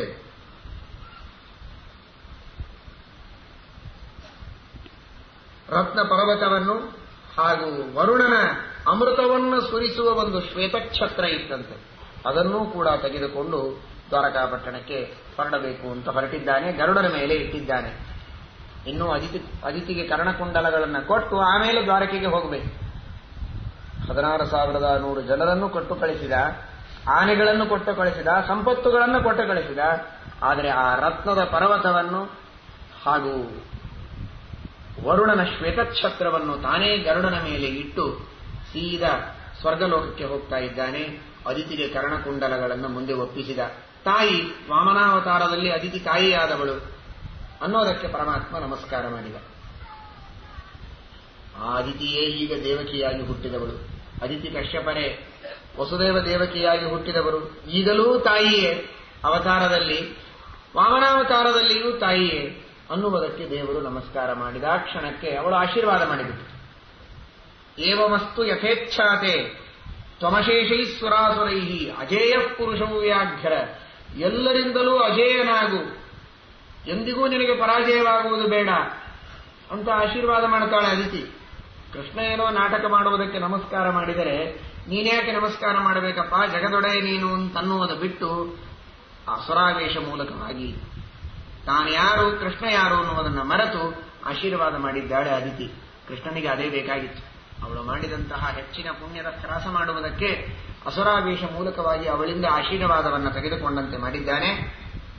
ಮುಂದೆ ಎಲ್ಲ ದೇವಾಧಿದೇವತೆಗಳು ಕೂಡ ಪರಮಾತ್ಮನಿಗೆ ಶರಣಾಗತರಾಗಿ ಅನಂತ ಕೋಟಿ ನಮಸ್ಕಾರಗಳನ್ನು ಮಾಡಿದ್ದಾರೆ. ಭಗವಂತ, ನಾವು ಮಾಡಿದ ಒಂದು ಸಣ್ಣ ಪ್ರಾರ್ಥನೆಗೆ, ಸಣ್ಣ ಸ್ತೋತ್ರಕ್ಕೆ ಸಂತುಷ್ಟನಾಗಿ ನೀನು ನಮ್ಮ ಇಷ್ಟಾರ್ಥಗಳನ್ನು ಪೂರ್ಣ ಮಾಡಿದಿ, ನಮ್ಮ ಮಾನವನ್ನು ಉಳಿಸಿದಿ, ಮರ್ಯಾದೆಯನ್ನು ಉಳಿಸಿದಿ ಅಂತ ಹೇಳಿ ದೇವತೆಗಳು ಕೂಡ ಪರಮಾತ್ಮನಿಗೆ ಸ್ತೋತ್ರ ಮಾಡಿ ಸಂತೋಷಪಡಿಸಿದ್ದಾರೆ. ಇಷ್ಟಾದ ಮೇಲೆ ಶ್ರೀಕೃಷ್ಣ ಪರಮಾತ್ಮ ಮುಂದೆ ಹೊರಟ. ನಂದನವನದಲ್ಲಿ ಪ್ರವೇಶ ಮಾಡಿದ, ವಿಹಾರ ಮಾಡಬೇಕು ಅಂತ. ನಂದನವನದಲ್ಲಿ ವಿಹಾರ ಮಾಡಬೇಕು ಅಂತ ಕೃಷ್ಣ ಪರಮಾತ್ಮ ಪ್ರವೇಶ ಮಾಡಿದರೆ ಸತ್ಯಭಾಮಾದೇವಿ ಜೊತೆಗಿದ್ದಾಳೆ. ಕೃಷ್ಣ ಪರಮಾತ್ಮ ನಂದನವನದಲ್ಲಿ ವಿಹಾರ ಮಾಡ್ತಾ ಇದ್ದಾನೆ. ನಂದನವನ ಅಂದರೆ ದೇವಲೋಕದ ವನ. ಎಲ್ಲಾ ಋತುಗಳಲ್ಲಿಯೂ ಎಲ್ಲ ಹೂವುಗಳನ್ನೂ ಕೊಡುವಂತಹ ಗಿಡಗಳು, ಎಲ್ಲ ಹಣ್ಣುಗಳಿವೆ, ಎಲ್ಲ ತರಹದ ಹೂವುಗಳಿವೆ, ಯಾವಾಗಲೂ ಸುಗಂಧ, ಯಾವಾಗಲೂ ತಂಪಾದ ಗಾಳಿ, ದಿವ್ಯವಾದಂತಹ ರತ್ನಮಯವಾದಂತಹ ಪರ್ವತ. ಎಲ್ಲಿ ನೋಡಿದರಲ್ಲಿ ಯಾವುದೋ ಗ್ರೇನೈಟ್ಗಳು ಸಿಕ್ಕರೇನೆ ಹೊಲಗಳಲ್ಲಿ ಅವರ ಕುಲಕೋಟಿ ಉದ್ಧಾರವಾಗಿ ಹೋಗಿಬಿಡ್ತದೆ. ಇವತ್ತು ಇಷ್ಟು ದಿವಸ ಗೊತ್ತಿರಲಿಲ್ಲ ಅದು. ಅಲ್ಲಿ ಬರೀ ಗ್ರೇನೈಟ್ ಕಲ್ಲುಗಳಲ್ಲ, ರತ್ನದ ಕಲ್ಲುಗಳು, ರತ್ನ ಮುತ್ತುಗಳಿಂದ ನಿರ್ಮಿತವಾದಂತಹ ಪರ್ವತಗಳು. ಅಂತಹ ಅದ್ಭುತವಾದ ನಂದನವನದಲ್ಲಿ ಭಗವಂತ ವಿಹಾರ ಮಾಡ್ತಾ ಇದ್ದಾನೆ. ಸತ್ಯಭಾಮಾದೇವಿ ಸಂತೋಷದಿಂದ ವಿಹಾರ ಮಾಡ್ತಾ ಇದ್ದಾಳೆ. ದೇವರು ನಂದನವನದೊಳಗೆ ವಿಹಾರ ಮಾಡ್ತಾನೆ ಎನ್ನುವುದೇನು ದೊಡ್ಡದಲ್ಲ. ಕವಿ ಹೇಳ್ತಾನೆ ಒಂದು ಕಡೆಗೆ, ಭಗವಂತನ ಭಕ್ತರು ಅಲ್ಲ, ಪರಮಾತ್ಮನ ಪಾದದಿಂದ ಹರಿದು ಬಂದಂತಹ ಗಂಗೆ, ಆ ಗಂಗೆಯಲ್ಲಿ ಸ್ನಾನ ಮಾಡಿದರೂ ಸಾಕು ನಂದನವನದಲ್ಲಿ ವಿಹಾರ ಮಾಡಬಹುದು. ಗಂಗೆಯಲ್ಲಿ ಸ್ನಾನವನ್ನೂ ಮಾಡಬೇಕಾಗಿಲ್ಲ, ನೇರವಾಗಿ. ಪ್ರಾಚೀನ ಕಾಲದಲ್ಲಿ ರಾಜರ ಸ್ತ್ರೀಯರು, ರಾಣಿಯರು ಕಸ್ತೂರಿ ಗಂಧವನ್ನು ಲೇಪ ಮಾಡಿಕೊಳ್ತಾ ಇದ್ರು. ಕಸ್ತೂರಿ ಗಂಧವನ್ನು ಲೇಪ ಮಾಡಿಕೊಂಡ್ರೆ ಕಸ್ತೂರಿ ಮೃಗಗಳ ನಾಭಿಯಿಂದ ಗಂಧವನ್ನು ತೆಗಿತಾರೆ. ಆ ಕಸ್ತೂರಿಯ ನಾಭಿಯಿಂದ ತೆಗೆದ ಗಂಧವನ್ನು ತಮ್ಮ ಮೈಗೆ ಲೇಪನ ಮಾಡಿಕೊಂಡು ಗಂಗೆಯಲ್ಲಿ ಸ್ನಾನ ಮಾಡಿದರೆ ಯಾವ ಮೃಗದ ಹೊಕ್ಕಳದಿಂದ ಗಂಧವನ್ನ ತೆಗೆದು ಇವರು ಲೇಪ ಮಾಡಿಕೊಂಡಿರ್ತಾರೋ ಆ ಕಸ್ತೂರಿ ಮೃಗಗಳಿಗೆ ನಂದನವನದಲ್ಲಿ ಪ್ರವೇಶ ಮಾಡುವುದಕ್ಕೆ ಮುಕ್ತದ್ವಾರವಂತೆ. ಅವುಗಳ ಸತ್ತ ಮೇಲೆ ಗಂಗಾ ನದಿಯಲ್ಲಿ ಸ್ನಾನ ಮಾಡಿದ ನಿಮಗಲ್ಲ. ಗಂಗಾ ನದಿಯಲ್ಲಿ ಸ್ನಾನ ಮಾಡುವಾಗ ಯಾವ ಮೃಗದ ಗಂಧವನ್ನು ಲೇಪನ ಮಾಡಿದ್ದೀರಿ ಆ ಮೃಗಗಳು ಕೂಡ ಯುಕ್ತಿ ಸರಿಯಾಗಿದೆ. ಯಾಕೆಂದ್ರೆ ಅಸ್ಥಿಗಳ ವಿಸರ್ಜನೆ ಮಾಡ್ತಾರೋ ಇಲ್ವೋ? ಇವನು ಸ್ನಾನ ಮಾಡಿರೋದಿಲ್ಲ, ಇವನ ಅಸ್ಥಿಯನ್ನ ವಿಸರ್ಜನೆ ಮಾಡಿದ್ರೆ ಇವನಿಗೆ ಸದ್ಗತಿ ಆಗುತ್ತೋ ಇಲ್ಲೋ? ಇವನ ಮೈಯೊಳಗಿನ ಅಸ್ಥಿಯನ್ನ ವಿಸರ್ಜನೆ ಮಾಡಿದ್ರೆ ಇವನಿಗೆ ಹೇಗೆ ಸ್ವರ್ಗವೋ ಹಾಗೆ ಅದರ ನಾಭಿಯಲ್ಲಿರುವ ಅಸ್ಥಿಯನ್ನು ಇದರಲ್ಲಿ ಗಂಗೆಯಲ್ಲಿ ಮುಳುಗಿಸಿದರೆ ಅದಕ್ಕೆ ಸ್ವರ್ಗವಾಗಲೇಬೇಕಲ್ಲ. ಈ ಮಕ್ಕಳು ಮೊಮ್ಮಕ್ಕಳು ಯಾರೋ ಸಂಬಂಧಿಕರೋ ಹೋಗಿ ಅಸ್ಥಿ ವಿಸರ್ಜನೆ ಮಾಡ್ತಾರೆ. ಆದರೆ ಈ ಮೃಗದ ನಾಭಿಯಲ್ಲಿರುವಂತಹ ಅಸ್ಥಿಯ ಗಂಧವನ್ನು ನೂರಾರು ಜನ ಸಾವಿರಾರು ಜನ ಸ್ತ್ರೀಯರು ತಾವು ಮೈಗೆ ಹಚ್ಚಿಕೊಂಡು ಸ್ನಾನ ಮಾಡಿದರೆ ಅಷ್ಟೆಲ್ಲ ಜನರೂ ಅಸ್ಥಿ ವಿಸರ್ಜನೆ ಮಾಡಿದಂತೆ. ಆ ಮೃಗಗಳಿಗೂ ಸ್ವರ್ಗದಲ್ಲಿ ನಂದನವನದಲ್ಲಿ ಪ್ರವೇಶವಂತೆ. ಇನ್ನು ದೇವರಿಗೇನು? ಸರ್ವಸ್ವತಂತ್ರನಾದ ಭಗವಂತನಿಗೆ ದೇವರ ಪಾದೋದಕದಲ್ಲಿ ಮಿಂದವರಿಗೇನೆ ಈ ವಿಧವಾದ ನಂದನವನದ ಪ್ರವೇಶವಿದ್ರೆ ಸ್ವತಂತ್ರನಾದ ಭಗವಂತನಿಗೆ. ಕವಿ ಅಂತಾನೆ, ಪ್ರಭಾತೆ ಸ್ನಾಂತೀನಾಂ ನೃಪತಿ ರಮಣೀನಾಂ ಕುಚತಟೀ ಗತೋ ಯಾವನ್ ಮಾತಃ ನಿಲತಿ ತವ ತೋಯೈರ್ಮೃಗಮದಃ ಮೃಗಾಃ ತಾವದ್ವೈಮಾನಿಕ ಶತಸಹಸ್ರೈ ಪರಿವೃತಾಃ ವಿಶಂತಿ ಸ್ವಚ್ಛಂದಂ ವಿಮಲ ವಪುಷಃ ನಂದನವನ. ಆ ವಿಧವಾದ ಸ್ವಾತಂತ್ರ್ಯ ಇರುವ ಭಗವಂತ ನಂದನವನದಲ್ಲಿ ವಿಹಾರ ಮಾಡ್ತಾ ಇದ್ದಾನೆ. ಪಾರಿಜಾತದ ವೃಕ್ಷ ಕಾಣಿಸ್ತು. ಅದೇ ಮುಖ್ಯವಾದ ಉದ್ದೇಶ. ಪಾರಿಜಾತ ವೃಕ್ಷವನ್ನು ನಿನಗೆ ಕೊಡ್ತೇನೆ ಅಂತ ಹೇಳಿ ಕರೆದುಕೊಂಡು ಬಂದದ್ದು ಇಲ್ಲಿಯವರೆಗೆ ನರಕಾಸುರನ ಸಂಹಾರ ಆಯಿತು, ಅಲ್ಲಿ ಹೋಯಿತು, ಈ ಕರ್ಣಕುಂಡಲ ಕೊಟ್ಟದ್ದಾಯಿತು, ನನ್ನ ಕೆಲಸವಾಗಲಿಲ್ಲಲ್ಲ ಅಂತ ಸತ್ಯಭಾಮೆ ಕಾಯ್ತಾ ಇದ್ದಾಳೆ. ಸತ್ಯಭಾಮೆ ಬಂದದ್ದು ಈಗ ಸಾರ್ಥಕವಾಯಿತು. ವೃಕ್ಷವನ್ನು ಕೊಡ್ತೇನೆ ಎಂದಿದ್ದೀವಿ, ತೆಗೆದುಕೊಂಡು ಬಾ ಅಂತ ಎತ್ತಿಬಿಟ್ಟ. ಎರಡನೇ ಮಾತೇ ಇಲ್ಲ ಕೃಷ್ಣ. ಸುಲಭವಾಗಿ ಪಾರಿಜಾತ ವೃಕ್ಷವನ್ನು ಎತ್ತಿದ. ಯಾರಿಗೆ ಕೇಳಬೇಕು ಅವನು? ಒಂದು ನಿಮಿಷ ತಾಳು. ಇಂದ್ರನ ವನ ಇದು, ಸ್ವರ್ಗಲೋಕದ ವನ. ಪರ್ಮಿಷನ್ ಕೇಳಿಕೊಂಡು ಬರ್ತೇನೆ ಅಂತ ಹೇಳೋದಿನ ಕೃಷ್ಣ? ಯಾರಿಗೆ ಕೇಳಬೇಕಾದದ್ದಿಲ್ಲ. ನಾನೇ ಕೊಟ್ಟದ್ದು ಇವನಿಗೆ, ಇಂದ್ರನಿಗೆ. ಲಕ್ಷ್ಮೀದೇವಿಯೇ ಕೊಟ್ಟದ್ದು. ಬ್ರಹ್ಮರುದ್ರಾದಿ ಪದದಾತ್ರ್ಯ ಸ್ವಯಂ ಶ್ರಿಯ. ಇವರಿಗೆಲ್ಲ ಇಂದ್ರ ಪದವಿಯನ್ನು ಕೊಟ್ಟವಳೇ ಈ ಸತ್ಯಭಾಮೆ. ನನ್ನ ಕಟಾಕ್ಷದಿಂದ ಅನುಗ್ರಹವನ್ನ ಪಡೆದ ಸತ್ಯಭಾಮೆಯ ಕಟಾಕ್ಷದಿಂದ ಈ ಪದವಿಯನ್ನ ಪಡೆದವರು ಇವರೆಲ್ಲ. ಅವರಿಗೆ ನಾವೇನು ಕೇಳೋದು? ಧೈರ್ಯದಿಂದ ಎತ್ತಿದ. ಗರುಡರ ಮೇಲೆ ಇಟ್ಟ, ಹೊರಟ ಕೃಷ್ಣ. ಮಣಿಯ ಪರ್ವತವನ್ನು ತೆಗೆದುಕೊಂಡ, ಪಾರಿಜಾತವನ್ನು ತೆಗೆದುಕೊಂಡು ಕೃಷ್ಣ ಪರಮಾತ್ಮ ಹೊರಟ. ಇಂದ್ರಾದಿ ದೇವತೆಗಳು ಬಂದು ಯುದ್ಧವಾಡ್ತಾ ಇದ್ದಾರೆ. ಕೃಷ್ಣ ಪರಮಾತ್ಮ ಸುಲಭವಾಗಿ ಅವರೆಲ್ಲರನ್ನೂ ಕೂಡ ದೂರ ಓಡಿಸಿದ್ದಾನೆ. ಕೃಷ್ಣ ಪರಮಾತ್ಮನಿಗಿಂತಲೂ ಗರುಡ ದೇವರೇ ಬಂದ ದಿಕ್ಪಾಲಕರನ್ನ, ವರುಣ, ಅಗ್ನಿ, ಯಮ, ಈ ಎಲ್ಲ ದೇವತೆಗಳನ್ನು ದೂರ ಓಡಿಸಿದ್ದಾನೆ. ಸಮುದ್ರದಲ್ಲಿ ಎಸೆದಿದ್ದಾನೆ ಗರುಡ ದೇವರು. ಕೃಷ್ಣ ಭಕ್ತರಾದ ಗರುಡ ದೇವರೇ ಆ ಇಂದ್ರಾದಿ ದೇವತೆಗಳನ್ನು ದೂರ ಓಡಿಸಿ ಕೊನೆಗೆ ರುದ್ರದೇವರು ಬಂದಿದ್ದಾರೆ. ಅವರನ್ನೂ ಪರಮಾತ್ಮ ಬಾಣದಿಂದ ದೂರ ಓಡಿಸಿದ್ದಾರೆ. ನೋಡಿ, ಮತ್ತೆ ಬಾಣದಿಂದ ದೂರ ಓಡಿಸಿದ್ದಾರೆ. ಇಂದ್ರದೇವರ ವಜ್ರಾಯುಧವನ್ನು ಪ್ರಹಾರ ಮಾಡಿದರೆ ಎಡಗೈಯಿಂದ ಹಿಡಿದು ಎಸೆದ ಕೃಷ್ಣ. ಆಗ ಇನ್ನೂ ಇವರ ಮನಸ್ಸಿನಲ್ಲಿ ಶಂಕೆ ಇರುವಾಗ ಜೋರಾಗಿ ತನ್ನ ಧನುಷ್ಯದ, ಶಾರಂಗ ಧನುಷ್ಯದ ಟಂಕಾರವನ್ನು ಮಾಡಿದಾಗ ಮೈ ಮೇಲೆ ಎಚ್ಚರ ಬಂದಿದೆ. ಅಸುರಾವೇಶ ದೂರ ಹೋಗಿದೆ. ಶ್ರೀಕೃಷ್ಣ ಪರಮಾತ್ಮ ನಾವೇ ಹೋಗಿ ಪ್ರಾರ್ಥನೆ ಮಾಡಿ ಅನುಗ್ರಹ ಮಾಡುವಂತ ಕೇಳಿಕೊಂಡು ನರಕಾಸುರನ ಸಂಹಾರ ಮಾಡುವಂತ ಕೇಳಿದ್ದು, ಸಂಹಾರ ಮಾಡಿ ಅದಿತಿಗೆ ಕರ್ಣಕುಂಡಲಗಳನ್ನು ಕೊಟ್ಟು ಇದೀಗ ನಮಗೆ ಅನುಗ್ರಹ ಮಾಡಿದ್ದಾನೆ. ಇಷ್ಟರಲ್ಲಿ ಅಸುರಾವೇಶದಿಂದ ನಾವು ಭಗವಂತನನ್ನು ಮರೆತು ಬಿಟ್ಟರಲ್ಲ. ಅವರಿಗೆ ಎಂದೋ ಒಂದ್ಸಲ ಅಸುರಾವೇಶ ಆಯ್ತು, ನಮಗೆ ದಿವಸ ಆಗ್ತದೆ. ದೇವರಿಗೆ ಪ್ರಾರ್ಥನೆ ಮಾಡಿ ಏನೇನೋ ಹರಕೆಗಳನ್ನ ಹೊತ್ತು ಆ ಪರಮಾತ್ಮನ ಅನುಗ್ರಹದಿಂದ ನಮ್ಮ ಕೆಲಸ ಪೂರ್ಣವಾಗಿರುತ್ತದೆ. ನೀವು ಅವತ್ತೇನೋ ಹರಕೆ ಹೊತ್ತುಕೊಂಡಿದ್ದೀರಿ, ಬಂದು ಅದನ್ನು ಪೂರ್ಣ ಮಾಡ್ರಿ ಅಂತ ಯಾರಾದರೂ ಅರ್ಚಕರು, ದೇವಸ್ಥಾನದವರು ಬಂದು ಹೇಳಿದರೆ ಎಲ್ಲಿಗೇನು ಹೋಗೋ ಅಂತ ಬೈದು ಬಿಡ್ತಾನೆ, ಮರ್ತೋಗ್ಬಿಟ್ಟಿರ್ತದೆ. ಯಾರ ಅನುಗ್ರಹದಿಂದ ನಾವು ಇಷ್ಟೆಲ್ಲ ಲಾಭವನ್ನು ಪಡೆದಿದ್ದೇವೆ ಅವನ ಉಪಕಾರದ ಸ್ಮರಣೆ ಮಾಡುವುದು ದೂರ ಉಳಿತು, ಅವನನ್ನೇ ತಿರಸ್ಕಾರ ಮಾಡುವುದಕ್ಕೂ ಸಿದ್ಧರಾಗಿರ್ತೇವೆ. ಆಗ ಅವರಿಗೆ ಮತ್ತೆ ಜ್ಞಾನೋದಯವಾಗಿದೆ.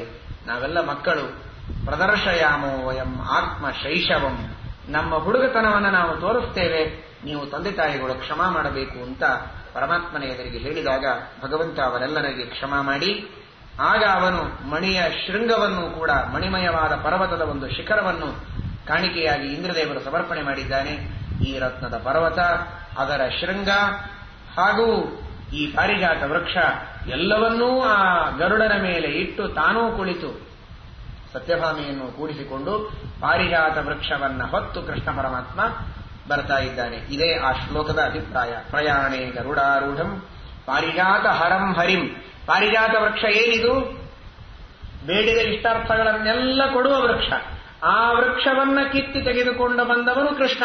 ಇವನು ನಮಗೆ ಬೇಡಿದ ಎಲ್ಲ ಇಷ್ಟಾರ್ಥಗಳನ್ನು ಕೊಡ್ತಾನೆ ಅಂತ ಸೂಚನೆ ಮಾಡುವುದಕ್ಕೆ ಪ್ರಯಾಣ ಕಾಲದಲ್ಲಿ ಆ ಸ್ಮರಣೆಯನ್ನು ಮಾಡಬೇಕು ಎಂಬುದಾಗಿ ಶಾಸ್ತ್ರಕಾರರು ತಿಳಿಸಿದ್ದಾರೆ. ಹೀಗೆ ಭಗವಂತ ನಮಗೂ ಶಾಸ್ತ್ರದ ಶ್ರವಣಕ್ಕೆ ಬಂದ ವಿಘ್ನಗಳನ್ನೆಲ್ಲ ಪರಿಹಾರ ಮಾಡಿ ಆ ಕರ್ಣಕುಂಡಲಗಳು ಶಾಸ್ತ್ರದ ಶ್ರವಣ ಮತ್ತೆ ನಿರಂತರವಾಗಿ ನಮ್ಮಿಂದ ನಡೆಯುವಂತೆ ಮಾಡಲಿ ಎಂದು ದೇವರಲ್ಲಿ ಪ್ರಾರ್ಥಿಸಿ. ಶ್ರೀಕೃಷ್ಣ.